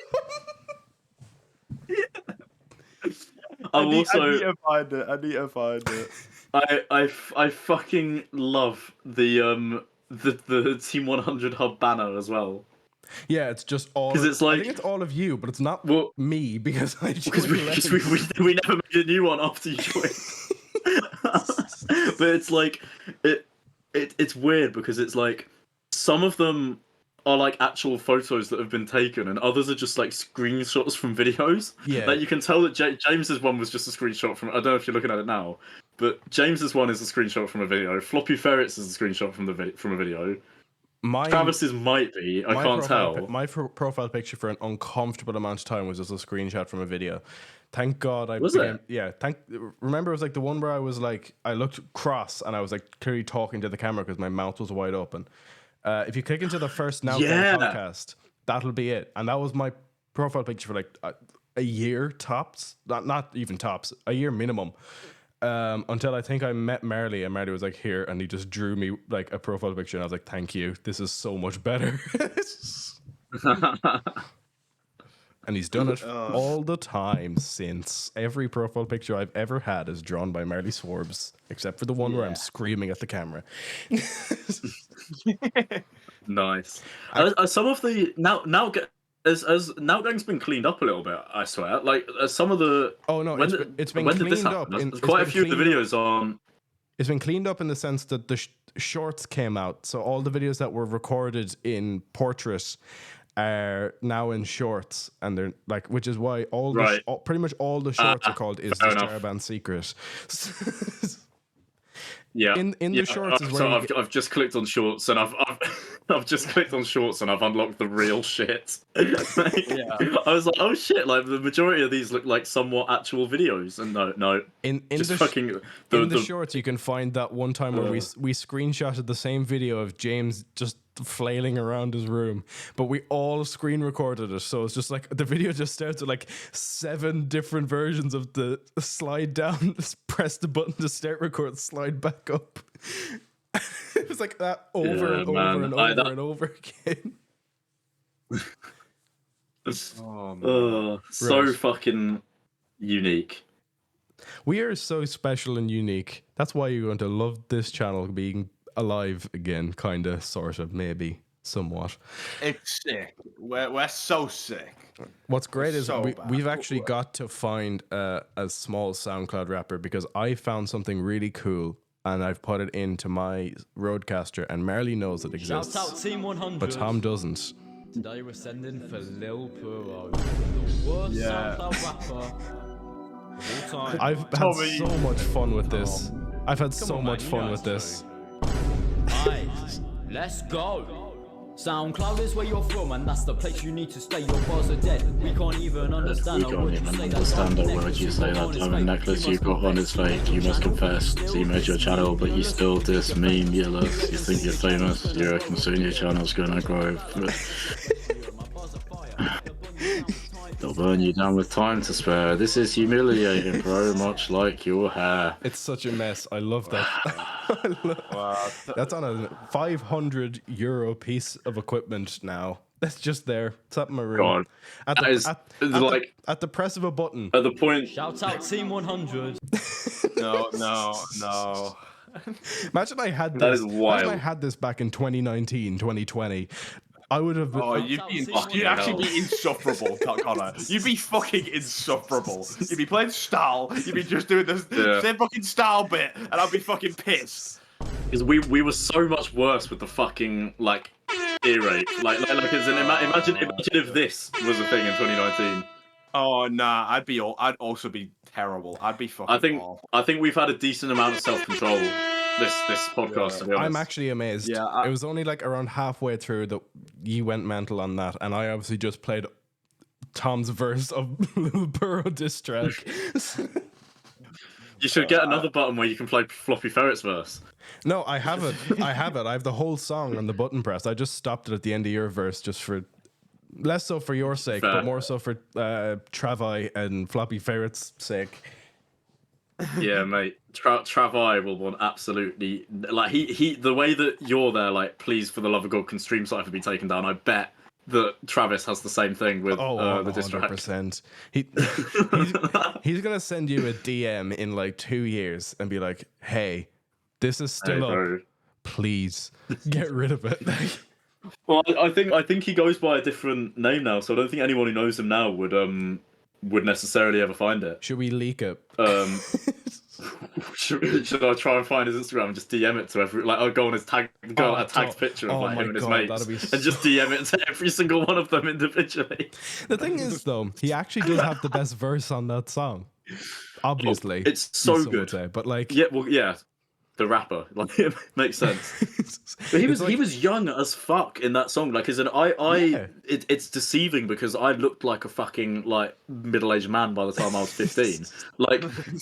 like him looking as young as what he does in that video, like, really does show like the fucking naivety that we were working with. Oh my God! And like all things considered, he did quite a good job, I think. Like, I've just realized a new button I've got to code for this thing. I've got to track down and find I'm a Star and put it on this thing for any future Nout Gang recordings. Because, mate, God forbid I let track it down. Do you not remember the channel name? Nope. You don't? Oh, wow. Marley, do you remember the channel name? I had it in a sound effects folder just in case I needed it. Oh, but I can't mind where the folder is. I'll be able to find it, though. The thing I mean, I'm looking at it now. I'm a Star has 915 views, and that's probably so many. That's so many. It's people from every part of my fucking life because it got leaked in like when I was in like year 7. Like everyone in school just used to like play I'm a Star all the fucking time. And it was like I feel like the majority of those views have taken place in front of me. I showed it to Tabby at one point just because I was like, you might think this is cute. Uni mates all obviously end up seeing it, so it's like it's kind of just like leaked everywhere. Like, yeah. We used to like. I actually thinking back on it now, it's crazy how you don't hate us because you were the butt of the joke for like every single stream video. We'd be like, I was. It was like, oh, we'll do I'm a Star, then we'll do friggin' shout out. Lil Puro, wow. Then we got the Shagged Crisps meme. Then we got the square lol. Then we've got you meet someone and you straight away get along with them. Like the clicking one. I didn't even have to fucking mention that, but there you are. Like I think that it's less a case of misfortune of always being the butt of the joke, and I think it's more a case that I just created a lot of jokes to be the butt of. I suppose. Do you know? Like, I think that it was kind of inevitable. Like when your mate is there on YouTube, like fucking like dissing a SoundCloud rapper, like you're going to take the piss out of it. I suppose, because like by comparison, like what did I do? I just screamed about the Morgz family basically over and over and over again, which is funny because like in our friend group, when I say the Morgz family, I mean like 4 small UK YouTubers from like what 2018, 19. Whereas now people would think I'm talking about Bald Martin. More people think you're talking about Morgz Mum and Bald Martin, That's I still feel like pure guilty about that. Like it's gone now. I think Nemo made a video as well recently where he was like basically disavowing his old commentary stuff, and I'm like, I felt it a bit too much because when I was a commentary YouTuber, I like there's I'm not gonna say their names because I don't know, like they've since deleted their channels, I think, or they just don't upload or they got rid of all their videos. So I don't know if they want to be like named on YouTube, but like 2 people just didn't make videos anymore after I made the Morgz family. And I feel so bad. I'm like, if someone did that to me, I'd be so upset. I love you, dude, YouTube. I mean, I'd hate to take it from someone else. Yeah, like it's just a brutal game, isn't it? Like, as in, I remember the first time that like it happened rarely for me because I guess my content didn't really align with the whole like making a commentary video about it because a lot of the stuff I did was commentary. Yeah. But I remember there was I can straight away remember 2 occasions in which commentary videos were made about me, like breaking me down, and it would always be like fucking bandicam.com at the top of the screen, like awful mic quality, fucking toddler chatting shit about me, like that's all it would be. But like, I think that like I can definitely see how some people would be put off by that, because the moment someone else that has any sort of influence is essentially like chatting shit about you with a big audience well, not a big audience, but any sort of audience, that's quite a scary thing to happen. It is. And also, right, it's like, it's so fucking like it just demotivates you instantly when you're a creator and you get like one small video, even if it's just like some random person, it can just kill you, but it can kill you inside. Like, and it's like hate comments from like ages ago. They used to be so weird and bad, and it was kind of like a weird time where I got like a random comment once when I'd done a YouTube video in like 2012, and it was it was this just guy who called me overweight when I was not overweight at all. I was below where I'm still a skinny boy now. And then my dad saw it and he's like, "You're not doing YouTube anymore. That's mean." And I was like, "Okay." And then I proceeded to like hide that I did YouTube until like 2020 and 2021 where we did Clash, which was ages, by the way. I hid that shit well. Or they knew and they just didn't say a thing. And also I had one hate video made about me from another person in my school, and they were like hating on they were nitpicking every single little thing that I did in videos, doing like just like absolutely hating the living shit out of me. I made a response video, and then that response video, I've still got the response video. He's deleted his, but I like pretty much nitpick every single thing, and I just roast the ever living fuck out of him, and he ended up being more of the butt of the joke in the end, which is always it was probably one of my better moments when I did any YouTube shit like that. And I mean, that's the reason why I did commentary videos for like a solid bit as well, because like you feel so much fucking satisfaction being a cunt, but also responding to cunts at times. It's weird. Yeah, like it feels like I think that yeah, go on. No, okay. I was actually gonna... Oh. Right. That was good. You know what? That was the first time that one of us has actually used it for what it's meant for. Used it on purpose for an actual constructive bit of the video. Yeah. It's like when you're like, "Oh, I won the argument." I suppose it's a very old school YouTube thing. Like, "Oh, I won the argument, therefore I am better." But like, I remember it being a case of like I didn't like the crowd I attracted, which is why I changed to do video essays. I really didn't like the crowd. So like, you'll know who I'm talking about. Begins with an S.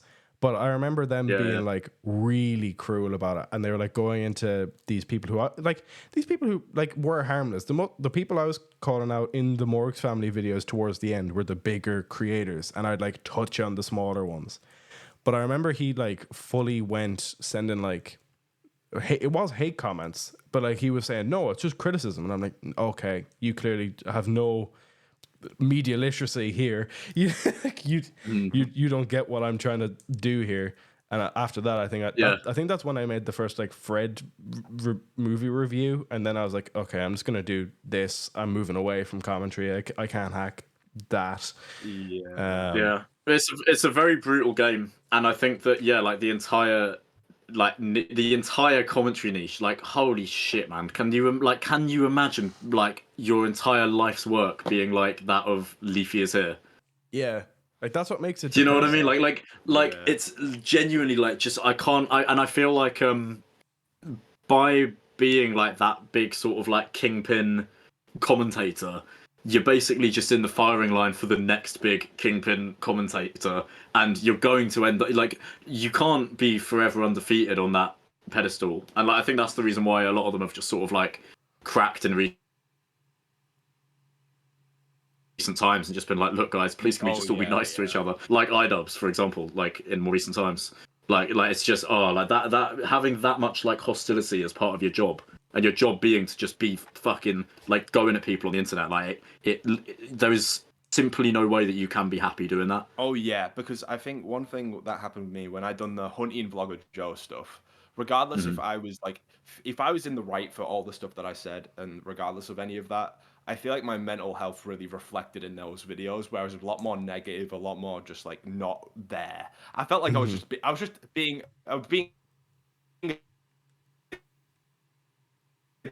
dickhead, but like I was being a dickhead and like just doing it for my own, it was almost my own gratification, while also just saying this guy's a bad person, this guy's awful, yada yada, and it's like it reflects mental health as well. And I feel like it's like I think a lot of commentary YouTubers have like admitted that that's also the same thing as well. I think a lot of them have been admitting that it's just a negative thing for your mental health and stuff. And I think it's quite interesting to think about now, because a lot of them are now like, you know, I've just realized, why am I going in so serious? It's a fucking Nout Gang podcast. Yeah, but what the fuck? This is the juiciest that it's got. I do think. To be fair, if you're an hour and 21 minutes into a Nout Gang podcast, I think you deserve a bit of actual content in there somewhere. Like, no, well done, guys, for fucking like trudging your way through the shit. Here we go. We're actually having a conversation now. I think one thing about commentary YouTubers, right? So a lot of the people that they'll criticize, like I mean, like the current one is the fucking like Jack Doherty. Yeah, I don't even know how to say his name, but that all of that shit at the minute, I've literally been sent tonight a video about that guy to edit, but lucky me. I think that the main criticism, a lot of commentary YouTubers make videos about your rice gums and like that classic sort of like flexing, moneyed, not that self-aware kind of YouTuber, and they'll call them like arrogant and narcissistic, and they'll really like kind of poke holes in their ego. But like, you still think of yourself as important enough and entitled enough to have this entire platform where you like slam people. Like, I think a lot of it is deflection, and I think that a lot of those egotistical traits of the people that they're targeting are just shining through in the commentary YouTuber, and it's just coming out in a different way. Yeah. It's like a superiority complex. It's like, I'm better than you, and it just for sure. And they poke holes at people that have a different kind of superiority complex. Could you imagine? Yeah, definitely. Could you imagine us in like 2019? Realizing that in 5 years' time we're going to have this conversation and be basically like, oh yeah, we're Alfie Days now. If you remember when whose podcast was he on? I'm Alex's, I think, one of the 50 I'm Alex podcasts, and he was talking about it, and he was like, oh yeah, this is like, do your research, that meme. It's mental to think that like back then we would have been like, no, Alex and iNabber are right. They're right to be making commentary videos. Whereas now we'd be like, yeah, Alfie's got a point. Like, like, I don't know. I think it's a sign of just probably growing up. That one's more great. I think I say from it is because they reach a level of maturity where it doesn't interest them anymore, and that they kind of realize that they were maybe being a little bit of a cunt for not that much of a reason. Like, I think Jackmate is a prime example of someone that's grown up. But I think that, what was I going to say? I do think that the Alfie one was shady though, because, well, not shady, but like, as in, I think that there were commentary YouTubers out there that genuinely made very valid points against him that would have been able to hold their own in a table face-to-face debate, shit on him. He posed so that he could just like shut them down and look good. And I think that if he had Jackmate across that table from him, I think he would have folded a bit more. So I do still think that was just a table full of egos trying to prove their point, and I don't think there's actually very much difference between them, if that makes sense. It's interesting though, because I feel like it's like they were around our age when they were making these videos. When you think about it, Like when you think about like they matured around like a bit later on when it comes to that YouTube, because I think everyone at that time had this thought of how videos were made and how like it doesn't matter what age you are, the mental maturity of the internet aging almost, it's like it's different. It's like you have to mentally mature on the internet at like any age. You do that at any age pretty much, and it kind of evolves with the internet itself and like different rules being implemented as well. Like it's like certain things are like, I mean, I think half of the people who are like toxic as fuck and still are in Instagram comment sections now. Have you seen some of the shit that's in Instagram real comment sections? Lord have mercy above, it's actually awful. And also TikTok comments. I don't know if I've been on TikTok a while, but they're usually not as like positive, happy. You know? No, for sure. Look, the internet has always been and will always be negative. Yeah, because it's for everyone. Like I don't think there is any escaping the internet being a negative place, because it's you know, what did people think was going to happen when they invented this space where people could talk without instant consequence? Yeah.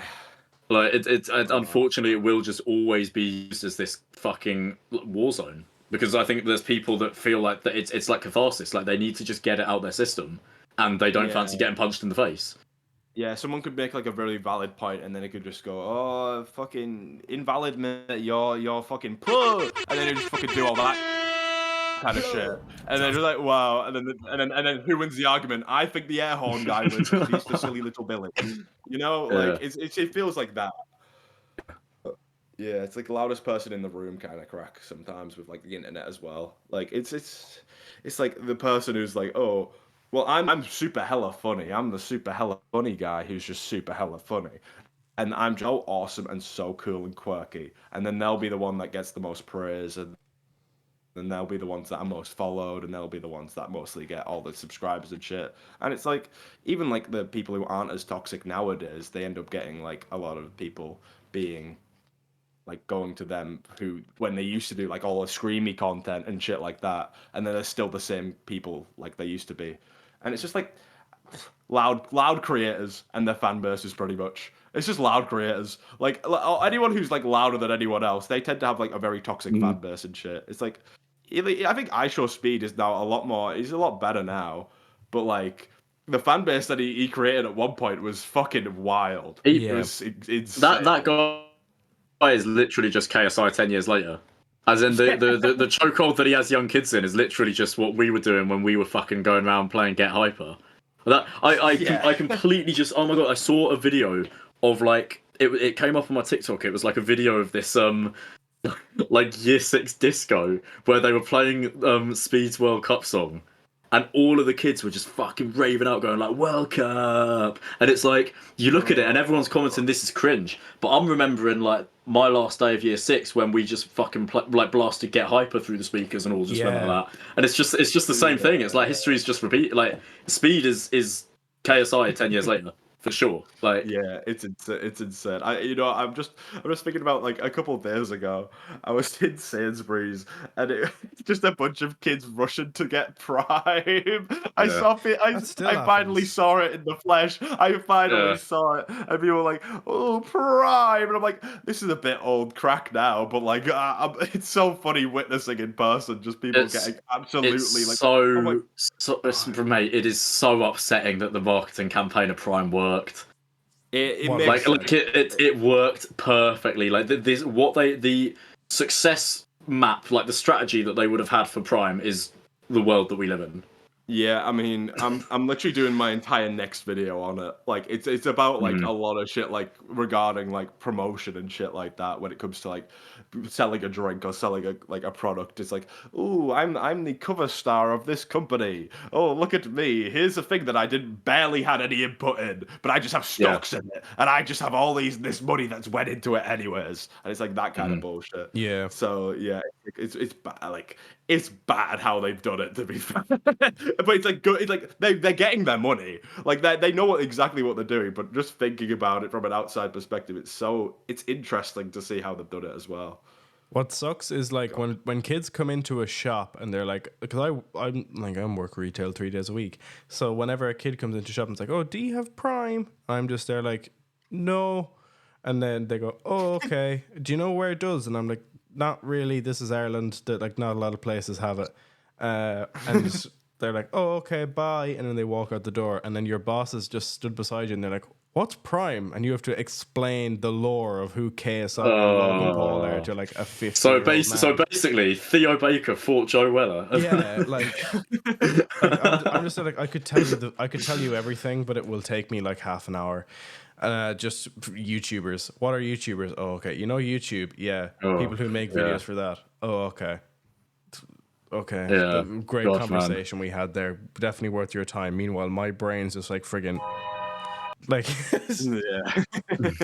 yeah. I still remember, like, his thing is, we feel like it feels like, because like we're obviously all like friends with people that, like, you know, like our friendship group kind of started from this common interest of making videos, and like even the people that we know like in real life, because they're the types of people that we choose to spend time around, they're at least like aware and kind of like know what it is. Yeah. Like there's still quite a lot of people that like our sort of age that just don't have any concept of like YouTubers. Yeah. Or hardly a concept of YouTubers. Like I remember when KSI v Logan Paul 2 was happening, and it was the week of the fight, and it was back when I was in sixth form, and we were like me and like some of my mates were sat in this lesson like talking about the fight, and my teacher goes, oh, if you're talking about those sad YouTubers, shut up, like they don't know what they're doing, yada yada yada.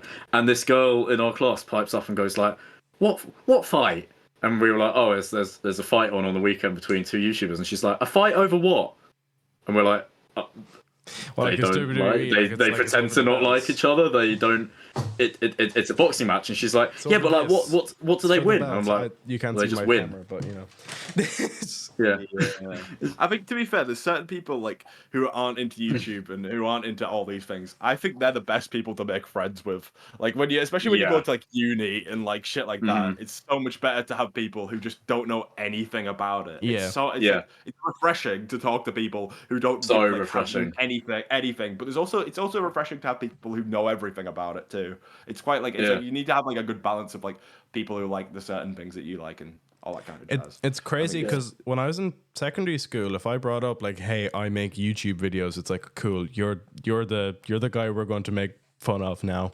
Even in like Leave Insert, which is like our sixth form, like when I was in Leave Insert, I remember I had made a video for like a year plus, and someone at the back of my class just started playing one of my videos, and a teacher turned around and was like telling me to stop talking, and I was like, what are you, leave me alone, like just give me a break. But it's like we could like, it was like, yeah, you are the butt of the joke because like you're the weird guy who makes YouTube videos, whatever.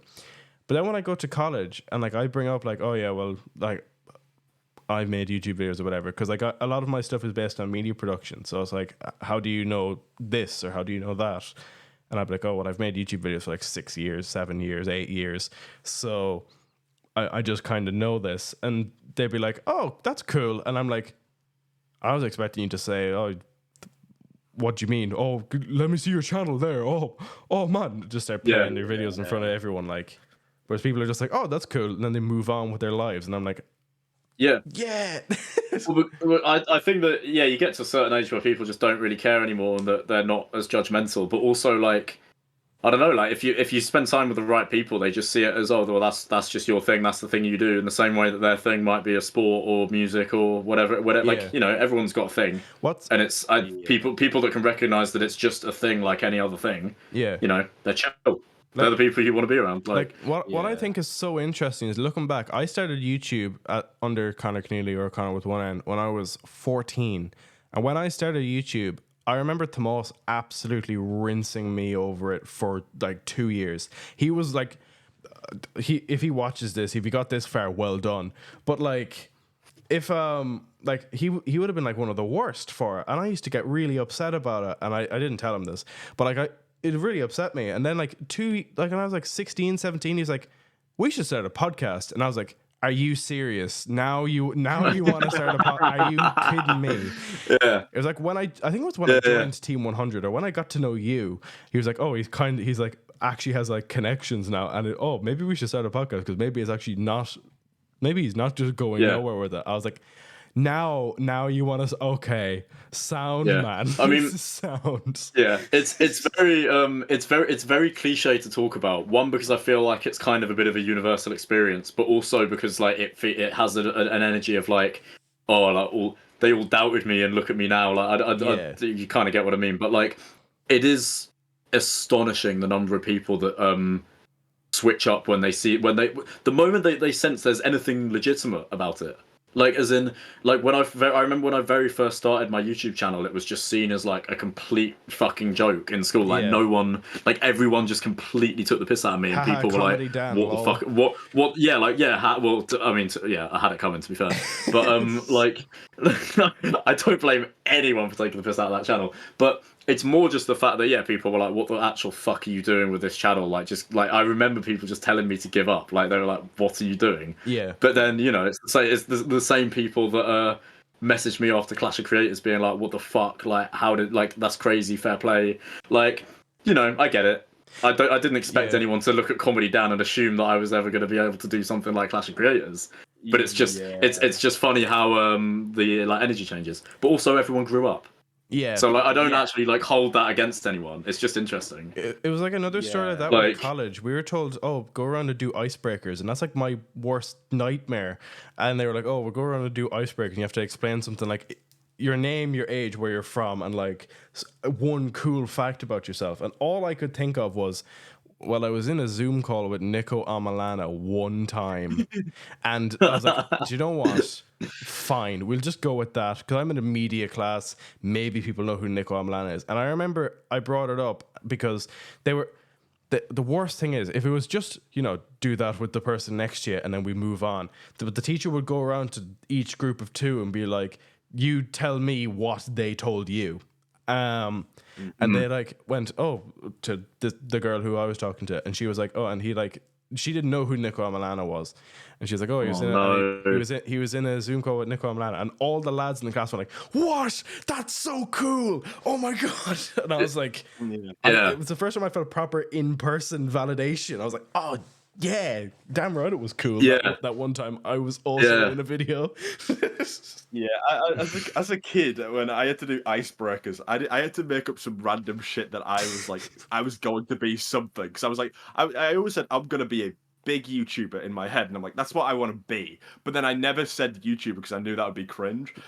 There's this one time that I think it was like it was PD or something like that. I can't mind what the fucking subject was. But we had to do fucking like icebreakers like that. We had to say... And I was like, I said that I was going to be a UFC fighter in the future. And I said that I was going to be a famous UFC fighter. That's what I want to be when I grow up. And everyone just looked at me like, no, you don't. Are you fucking ill? Are you fucking ill? What is wrong with you? I was like in year 7. That would set like quite an impression though. Like I feel like in terms of like first impression, you remember the dude that said he wanted to be a UFC fighter.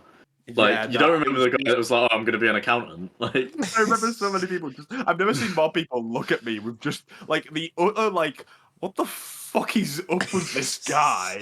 Like, what? Why would you like? I think even then, saying being a YouTuber wouldn't even be as bad unless like they find your channel and then bring the video up just then and there. I guess. Yeah. But like, I could never think of anything that I wanted to be back then because I was always just like thinking about being a YouTuber. It was always like the thing that I thought about, and obviously nowadays I have several fucking routes that I probably want to think about doing in the future rather than just being a fucking YouTube man who's silly and just still been making videos and hasn't grown up. Like I don't want to be like I've got like more roots now in my head, and like but back then, like you just when you think about just one thing dead set and you're too embarrassed to talk about it, you sometimes think of the most stupid bullshit. Like any other interest is like, I couldn't say I wanted to be a footballer because that would be even more rinse. Let's be real. But it would have been fucking foreshadowing. It would have been foreshadowing the Clash of Creators, I guess. But like, no, I could never fucking say that shit. And it was just like, I never knew what I wanted to be when I was growing up. But like, I think being a YouTuber was always the thing in my head, and now I'm probably a lot more. I've got more like routes to go down now. Yeah, well, like not on my public Twitter, but on like my private Twitter, I think I tweeted it the last day. I was like, even if in the unlikely event that like my channel blew up and it was like feasible that I could possibly do YouTube as like my full-time career, I'd still probably only do it part-time and like have my other job. Because like I'm trying to go down radio now as well. It's like that's way more relaxed, and you'd actually be getting consistent money through the door. Whereas I feel like with YouTube, eventually you're just gonna reach a point where it's like, if this video doesn't do well, I'm on the breadline. Like it's over here. Yeah. Yeah. So, I want to be a podcast co-host that just nods and does nothing. That's what I want to be. you want to be I want to be the guy who just goes. You want to go through the revolving door of impulsive co-hosts. They'll speak about one story and that's it. It's over. That's how I want my career and goals to be. But Yeah, man. oh man, I wouldn't mind doing podcasting like properly in the future, because I do like talking about just the most random bullshit. But like, yeah, I mean, my brain's so fucking stupid at times. I'll either have the most chill ass day, and like I think I've been pretty chill today. So when I've been talking to you guys here, but like there's some days where I'm just the most fucking hyper and the most fucking just down. Like like that. I go from fucking air horn to fucking. So I don't think I'd be very good at podcasting like on a consistent basis, trying to be the same fucking person consistently. Yeah. But like, fucking hell. Like, I think with you doing radio stuff, it seems like you're very fucking passionate for it though, which is so sick. Well, like, because like I feel like it's so nice seeing people like fight. Like I think doing radio shit sounds so cool. By the way, I went on one radio show on like a local. It was a local radio, not for my own, not like local to me. It was a local for. I can't say the whereabouts. If you can censor it, it's for fucking. Which obviously you know where that's going down. Yeah. But like I did like a mini little thing, and they were asking me just like the most like like personal questions that I don't even think I could probably properly like say or some shit. And there was like questions where like I'm just like, oh, this is so fucking funny, and like it's so fun to do like in a studio as well. We did like a proper studio, proper headphones. I was like, this is sick, but like I probably want to do it in a better place. But like. Yeah, I feel like I like the environment of that kind of stuff when it's a lot more chill, a lot more relaxed, and just like a lot more like lit, like mellow, I guess. Yeah, like I don't know. With radio, again, I've been doing like, for better or worse, the freelance show / Bad Friends podcast / Nowcast. Like I've done podcast stuff pretty much since I was about 16, 17 years old. So like, my thought was always, how can I pivot? Because like I've done a lot of YouTube stuff to the point where I don't really have a lot of other hobbies or whatever. YouTube has kind of been my hobby, so it's like, how do I pivot that to get a career that I really like? And I was like, oh well, radio is similar, and I get to just play a lot of music, and I don't have to worry about copyright or any of that crack, and it seems fun. So I started doing it last year in college, and I remember I was talking to you guys about it. I was like, oh, I'll have like a proper studio, and we'll do the freelance show on it. And we did do the freelance show on like two episodes, I think, in the studio. And it was like, oh yeah, this is great. And I did 4 shows last year, and then I'm on my placement now, so I have a show that goes out every week. But I am also like #1 in the backup for a 2-hour-long live Good Morning show, which I've done twice now. And it's just good crack. I got... Oh, actually, this is a funny story for a podcast. And again, if you've got to 1 hour, 43 minutes deep in, you're finally getting treated to an actual funny anecdote from me. But yesterday I hosted another Good Morning show from 9 to 11, and around about the 10:30 mark, I was talking about stories about my dog and like animals that I know, and like, oh, animals are funny and you can kind of personify them, and like, oh, Millie's like an old dignified woman, like that sort of like thing. It was just to fill like 3 or 4 minutes of the show until I got to my next actual proper planned topic. But to link it, I was like, I better just think of something like a song that I can kind of fade to. Because I like to say something like, oh, insert like political joke here. Oh, and then cult of personality. I don't know.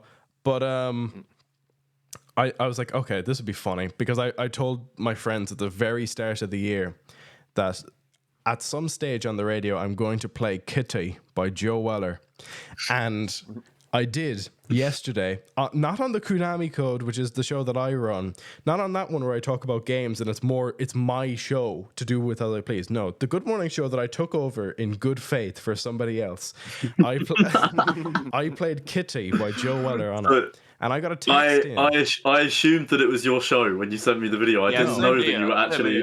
Oh my God. No, that was live. That's only the second solo live show I've ever done. And I was like, do you know what, Kitty, this is funny. So I played it. Oh my God. That's outrageous. I mean, do you get any like feedback? Like, is there any? Were you able to see the sort of like? There's no like comment section on it. Like, this might sound stupid. Like, I know that radio doesn't really work that way. But is there anywhere like online that people give feedback or? Yeah, we have a text line for it. So I got a text in while that song was on, and as soon as like. When the song was playing, like obviously I'm gonna play a friggin' I have songs preloaded here. I'm just gonna play friggin' Earthbound. So like I would just had the music playing and I just faded it down to be about here, and I spoke over the intro of Jane by Jefferson Starship, and I said, sorry now for playing that. You probably didn't find that nearly as funny as I did, but but I had to do that, and I explained the story of like why, and I was like, oh, he was a YouTuber we watched growing up, and one of my later topics was going to be talking about MatPat and like defending the fact that we grew up on YouTube and not with like mainstream TV as much. So I was like, this will loop into a topic later, whatever. Just to cure any ailments you may have picked up while listening to that, here's Jane by Jefferson Starship, and then I just faded back up to it. And I got a text in that said, horrible, awful song to play on the radio. That's exactly what you want though. Like there's no way you played that thing and all the fucking like older people listening would be like, go like this to it. Like obviously it was gonna be and I just like a bit of a what the fuck. When I came back, I was like, I just got a lovely text in. Earlier on the show they had said like the certain song that I played was nice, and I said, I just got a lovely text in, lads, saying that song, speaking about Kitty, was a horrible song. To which I will say this: I know, and that was the point, that it is a stupid song, and I was like trying not to be. That is fucking brilliant. I was trying to be nice, but I feel like half the time I come off in that sort of a way when I'm trying to back myself, but also come across politely. I just come across like I'm actually thick at you, but I wasn't. I was just like, that was the joke. I hope it didn't go over your head. Yeah. But that was the joke, is that it was purposely a bad song. Well, I guess people outside the YouTube audience don't necessarily it's somewhat patronizing to be like, oh, if you're not on the internet, you don't understand what irony is. But I do think that we're more willing to embrace something shit and that being funny, whereas people that aren't as chronically online as us might actually just want, like, if they're listening to the radio, they might not necessarily want that. Exactly. Like, I see how there's maybe a difference. But like, at the same time, I like pretty much any time I've hosted anything, a lot of the times I get compliments on it, because the way I talk on radio is the same way I talk on YouTube pretty much. Like, it's a bit more off the cuff. I don't script like a full radio show because that it comes off as though you're reading a script. But like when I was doing it, I was like, yeah, I can just talk the same way I talk on YouTube. The same way I'd be talking like on this podcast. I'll just talk like this. They'd be like, oh, you're great at presenting, whatever. Where's your experience, whatever? And I'd be like, oh, well, I made YouTube videos or I did podcasts. And I think that's just kind of the way that radio is going to have to evolve anyway, is like people listen to podcasts more than they listen to radio now. So radio kind of has to go that route anyway, to like funny lol haha moments rather than like tie on like proper journalism, I suppose. Because I've never thought of radio as being like journalism. I think it's more for like, you have it on for your like funny conversations or your chat and your music in the background. At least that's always how I've had it. But I know some people probably listen to, because I'm community radio, so people probably listen to it for like it's news talk. Like they're expecting to hear about their locality, and then they hear someone who is from 40 minutes away coming on and playing Kitty by Joe Weller. And I think it's especially like what I remember you always used to tell us about, how like you used to say to me like, you're lucky being from London, where everyone, like, or most people your age sort of know who Joe Weller is. Like out where you live in rural Ireland, it's just not the case. So like this is playing Kitty to that audience that you were talking about that don't have a clue about that. It's exposure. I'm just exposing them to Joe Weller, whether they liked it or not. To be fair, every time I've started the Good Morning show, I'd be like, yeah, I know I'm not... The first time I did it, I was like, I know I'm not Sandra, who usually hosts it. So, sorry about that. But I'm going to try it. I'd start with, like, you're stuck with me for the next 2 hours, whether you like it or not, as like a little jab or a jibe. But also then it is like, once I take over that live show, I'm not just going to try and do her show. I'm going to try and do mine. It's for me. It's experience I'm putting on my CV. So it's like, why would I sell that I'm going to be like someone else? I'm weird and I like Joe Weller Kitty, so I'm going to play it. So like, I love the little emphasis you do on Kitty every time you I always say it like well. Joe Weller. It's the same. It's the same way. Every time I see a cat in real life, I'll go, oh, Kitty. Because that's how he says it. Sorry. I cannot believe, like, just the fucking impact that man has had on the dialect of so many people. It's fucking wild. Someone like, from Connacht. When you think about the impact that he had back in the day, indescribable. Like, yeah, insane bloke. It's a shame what happened. It's fine. He's gonna come back. He's gonna beat Bazinga, and then everyone's going to be like, oh, maybe he's okay, and they'll be like, what's it? Retroactive like history on it, where people would be like, he wasn't too bad actually, except for that like 4-year period where he just stopped uploading and was sad all the time, and then started talking about shagging and waffling all the time. Guy lost his head because he lost his career trajectory, and he found himself just with no real prospects anymore after losing to JJ, with a lot of money and being a young man. And I think that he just kind of let that get the better of him and just ended up going out and partying and being like, all right, fuck it, I'm retired at 24, guys. This is sick. Like, yeah. But I think that if he saw the bigger picture and was like, actually, fuck, I'm 24. There is still time for me to build something entirely new here. We could have seen a different version of him, but I think he just kind of took advantage of the very rare position that you can just fuck around at that age. Yeah, I think now... I think basically... This fight that he's having apparently with Ethan eventually, I think this is the opportunity for him to turn that around again, because this is the fight he probably should have had back in like 2019. He should have probably been on KSI Logan's undercard to like earn back respect or whatever, and then build from there, rather than just disappearing for like a year and then coming back and doing the haunted videos but without Elliot and expecting like, this is exactly the same. I remember he did like old internet melts, or he'd do vlogs or stuff, and then I'd watch them and I'd be like, yeah, this is funny, but like it's not as funny as his older ones. And then he'd delete them like 2 days later and put out a vlog being like, yeah, I've just been really depressed, so I'm just trying to recapture something, guys. And like... He became his own worst enemy. Like it's no secret. Like I'm not posing a new point by saying that. It's very fucking obvious. The bloke acted in a certain way when he was young, and he couldn't recapture the magic. And to be honest, I think a lot of people were like sad to see that he became friends with Elliot again, because they were like, that's just sort of him. Like he's past that now. He doesn't need it. But I think that was the first sign that he was kind of getting back into the headspace that he used to be in. Yeah. Like the fact that he was able to return to that. And I think that we have the most Joe Weller version of Joe Weller that we've had since the KSI fight now. Yeah. Yeah, I mean, I saw him in this fucking Sidemen Sunday video, because I actually... Yeah, they like him again. Video.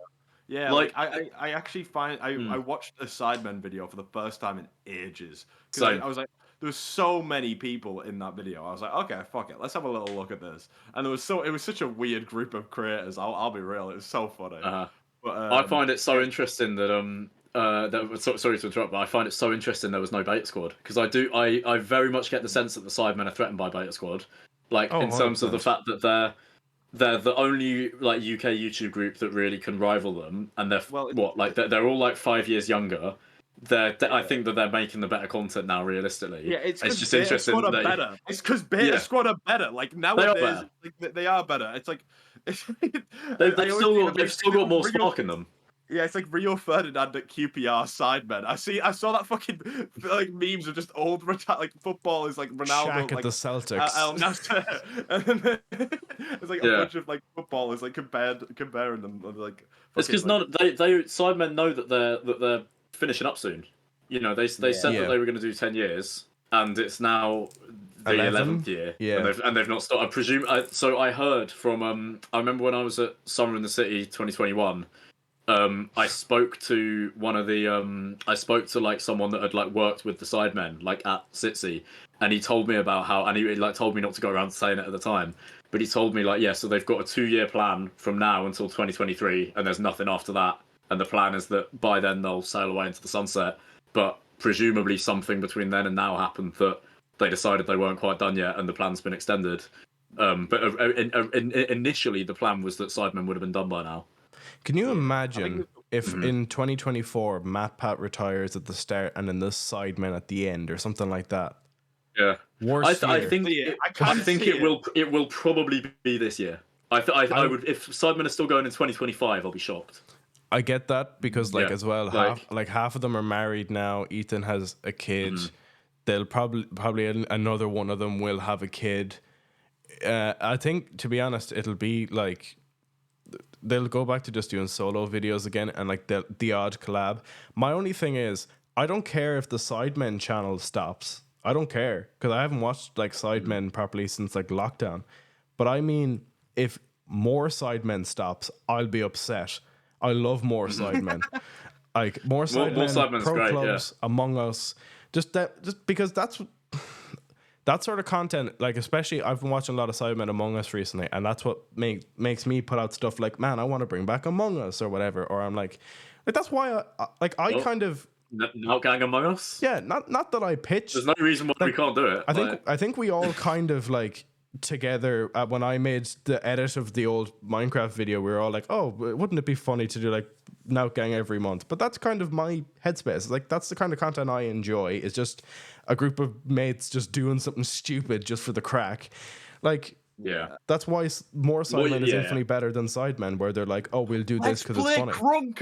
Let's play Krunker.io. Let's do it. Let's play Krunker. Yeah, I'm here for it. It would be good. Yeah, Krunker would be good. I think you're right that more Sidemen pay is it's the closest thing to the old GTA videos, isn't it? Yeah, exactly. Like it's that's the lineage of Sidemen. Like it's more Sidemen that's continuing that. Like Sidemen is just something entirely different now. Yeah, which I think is why like it lost me anyway, because I'm just like they're doing these high production value video. Not that like I'm sorry. I see the comments. I know when people make fun of stuff and they're like, oh, grown man doing etc. And I'm always like, oh, leave people alone. But at the same time, 30-year-old men with wives and children playing hide and seek, lads. Like, I can't speak. I can't speak. It's not like I have the most budding life, but like, lads. Yeah. No, I do agree. I do completely agree. Because I think that they've got formulas that work. Like they've got their whole fucking low amount of money versus high amount of money. They've got their fucking hide and seek. They've got their some of it is wank, mate. I'm sorry. Like, do you remember like the Sidemen eat like the calorie challenges? Like, what the fuck? Like, it's just actually food. I'm gonna start beefing with one kind of Sidemen video. I never in the rest of my life do I want to see another 20v1 ever again. They suck. Yeah, they do suck. Yeah, they suck for one reason. Gonna continue doing it. There was only one good one. And that was Harry's, because Harry was literally me in a room with any group of women where he completely shrunk into a ball and wanted to die. That's why that video was so good. They were like, Harry, do a backflip. Like I think the Harry one I think was the first one, right? Yeah. And I think that was the origin of the format, because it actually came from a place of this makes sense. We're putting Harry. Just broken up with his long-term girlfriend, right? It's Harry single for the first time in ages, which an already awkward man on top of that, doesn't bode well. And I think that format, it was based around let's make it really uncomfortable for Harry, and it was built around him. But now they've just the classic sort of like formulaic thinking that the managers of Sidemen have now is right. Okay, that worked. Let's fucking put Speed in there. Like, no, because Speed, it's the opposite. Speed, his whole stick is that he is fucking larger than life, and he makes people around him uncomfortable. Yeah. So it doesn't work. Defeats the purpose. That format is only funny when the man is the uncomfortable one. Yeah. Not when it's the other way. When it's the other way around, it comes off as like, "Oh, you're a knob." Whereas when Harry is like curled up in a ball and he's like, "I want this video to end. Oh my god, this is the worst thing ever." That's where you're like, "This is funny because because same me. He's just like me, like that sort of feeling, rather than I can't be like KSI and just fire like $1,000 at a woman and that be my funny bit for the video. Harry's being like, I have to come up with a funny joke here, like is a way more for endearing. sure. 100%. And I think when the women that are coming in are when it's not at the expense of them, when like these random strangers that they look like they fucking pulled off the street. Like if the video is at the expense of random people and the big larger than life creator is very clearly just being weird and making them uncomfortable, it's not a good watch. Yeah, like you need the creator has to be the one that doesn't enjoy it. Otherwise, it's just like, well, this is horrible. They've just got pulled in these random people, and now they're being all weird with them. Yeah, like it's like Impractical Jokers, but if they ruined the life of the people on the street and not the Jokers themselves. That's such a good comparison. Yeah, they should probably give like the girls themselves like speakers of what to do as well. Like they could have done shit like that where they just like flip it a little bit better, and they just didn't really. They just stuck to the same guns and they don't really do much. I think this is why Beta Squad is superior as well, because like every single you can fucking morph every single woman that's ever appeared into a 20v1 into just one singular person basically, whereas the Beta Squad, they have these videos with these like big varieties of different people from different backgrounds, all with like different stories. Like I find that the individuals that they get in are just a little bit more dynamic on Beta Squad, where Sidemen videos just feel a little bit more one-dimensional. Also, the guests they had Trent Alexander-Arnold on, like what you just bring him on and it's just like, well, okay, that's normal, that's great. Whereas the Sidemen go like, ooh, Kai Cenat, W Riz, lol, haha, like that's I don't know, it feels like a lot of recent Sidemen videos kind of have a like, how do you do fellow kids vibe, and I don't like it because I grew up with the Sidemen, so I was like, guys, please. That's why I appreciate when people grow with their audience. That's why I think Joe Weller fell off. He didn't grow up with his audience. He thinks his audience still wants Weller from 10 years ago. Whereas, like, you see someone like... I'm going to name him because he threatened to retire and I'm going to kill him if he does. Jacksepticeye has grown with his audience. He doesn't do the friggin' like... I'll see you in the next video. Like... He doesn't do that crack. Oh my fucking god. That fucking blew my fucking ears off. Like he doesn't do the friggin' like what next video? Like he doesn't do that anymore. He is instead grown and he's a more chilled out person now because it probably suits him more to be that. And as well, his audience don't really like I'm a 21-year-old man. When I was 14, yeah, sure, friggin' it's funny. But like now, like when I go back to rewatch his older videos now, not that they're bad, I'm just like, this just isn't content for me. Whereas when I look at his newer stuff, I'm like, yeah, he's still my guy. Let's go. That's great. Yeah. Or I feel like like, when it comes to YouTubers, a lot of the sorry, go on. No, sorry, you were cutting out. Sorry, I was finishing my point. It's fine. It doesn't matter. I had basically said everything anyway. Okay, fair. I think that the way that you act in your videos is a lagging indicator of your actual age, because you're always like most YouTubers have audiences that are younger than them. So like Speed running around fucking barking at people and screaming and all that. Well, that's appealing to a 12-year-old and he's 18. Whereas like if he grows with his audience, eventually he's going to be kind of acting the way that like an 18-year-old does when he's fucking 26.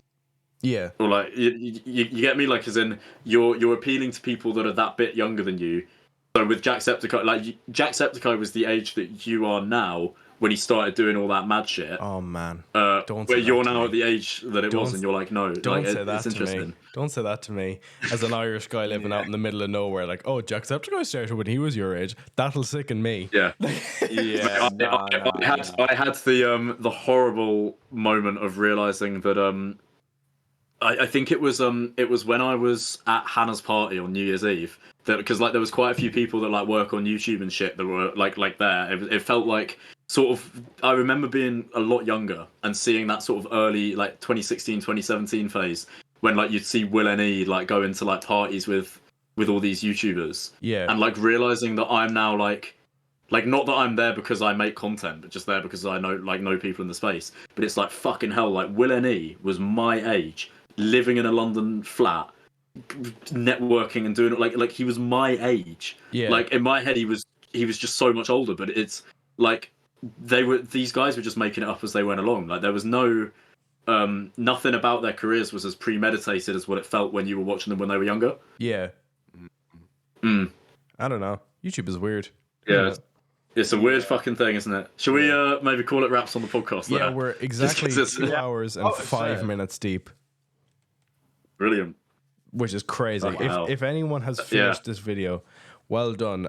Be sure to put a in the comments. Yeah. Yeah, well done everybody. Well done for making it to the end. Yeah. Today we're sending for Lil Puro. All right. Lil Puro. Yeah, I don't know how we're gonna end this other than we'll be back, which is weird. To be fair, we did also say we'll be like the Nout Gang will shut up. The Nout Gang will return at the end of Nowtcraft episode 1, and that we disappeared for 5 years. So, yeah, thanks for waiting, guys. We appreciate it. I know we're basically different people now than the versions of us that you knew back then. But all this podcast has been us saying like, wow, when we did Nout Gang, we were completely different people, and now here we are. Still doing Nout Gang. Well, like, oh yeah, we were such different people back then. Also us, haha, guys, Jaraban jumps off a cliff, haha. Haha, Deji, Vine boom, Deji, Lil Puro.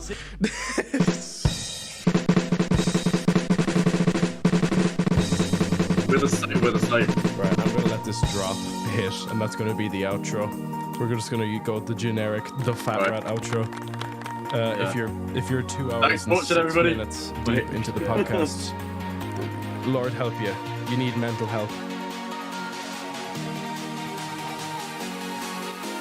They can't see my face cam, but it doesn't matter. I started doing the hands way earlier than what I meant to.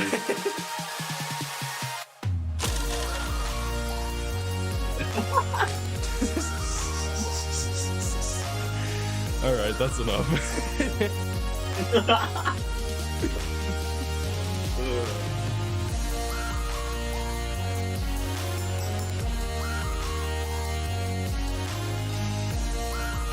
I'm just gonna let it play the whole way out. Why not?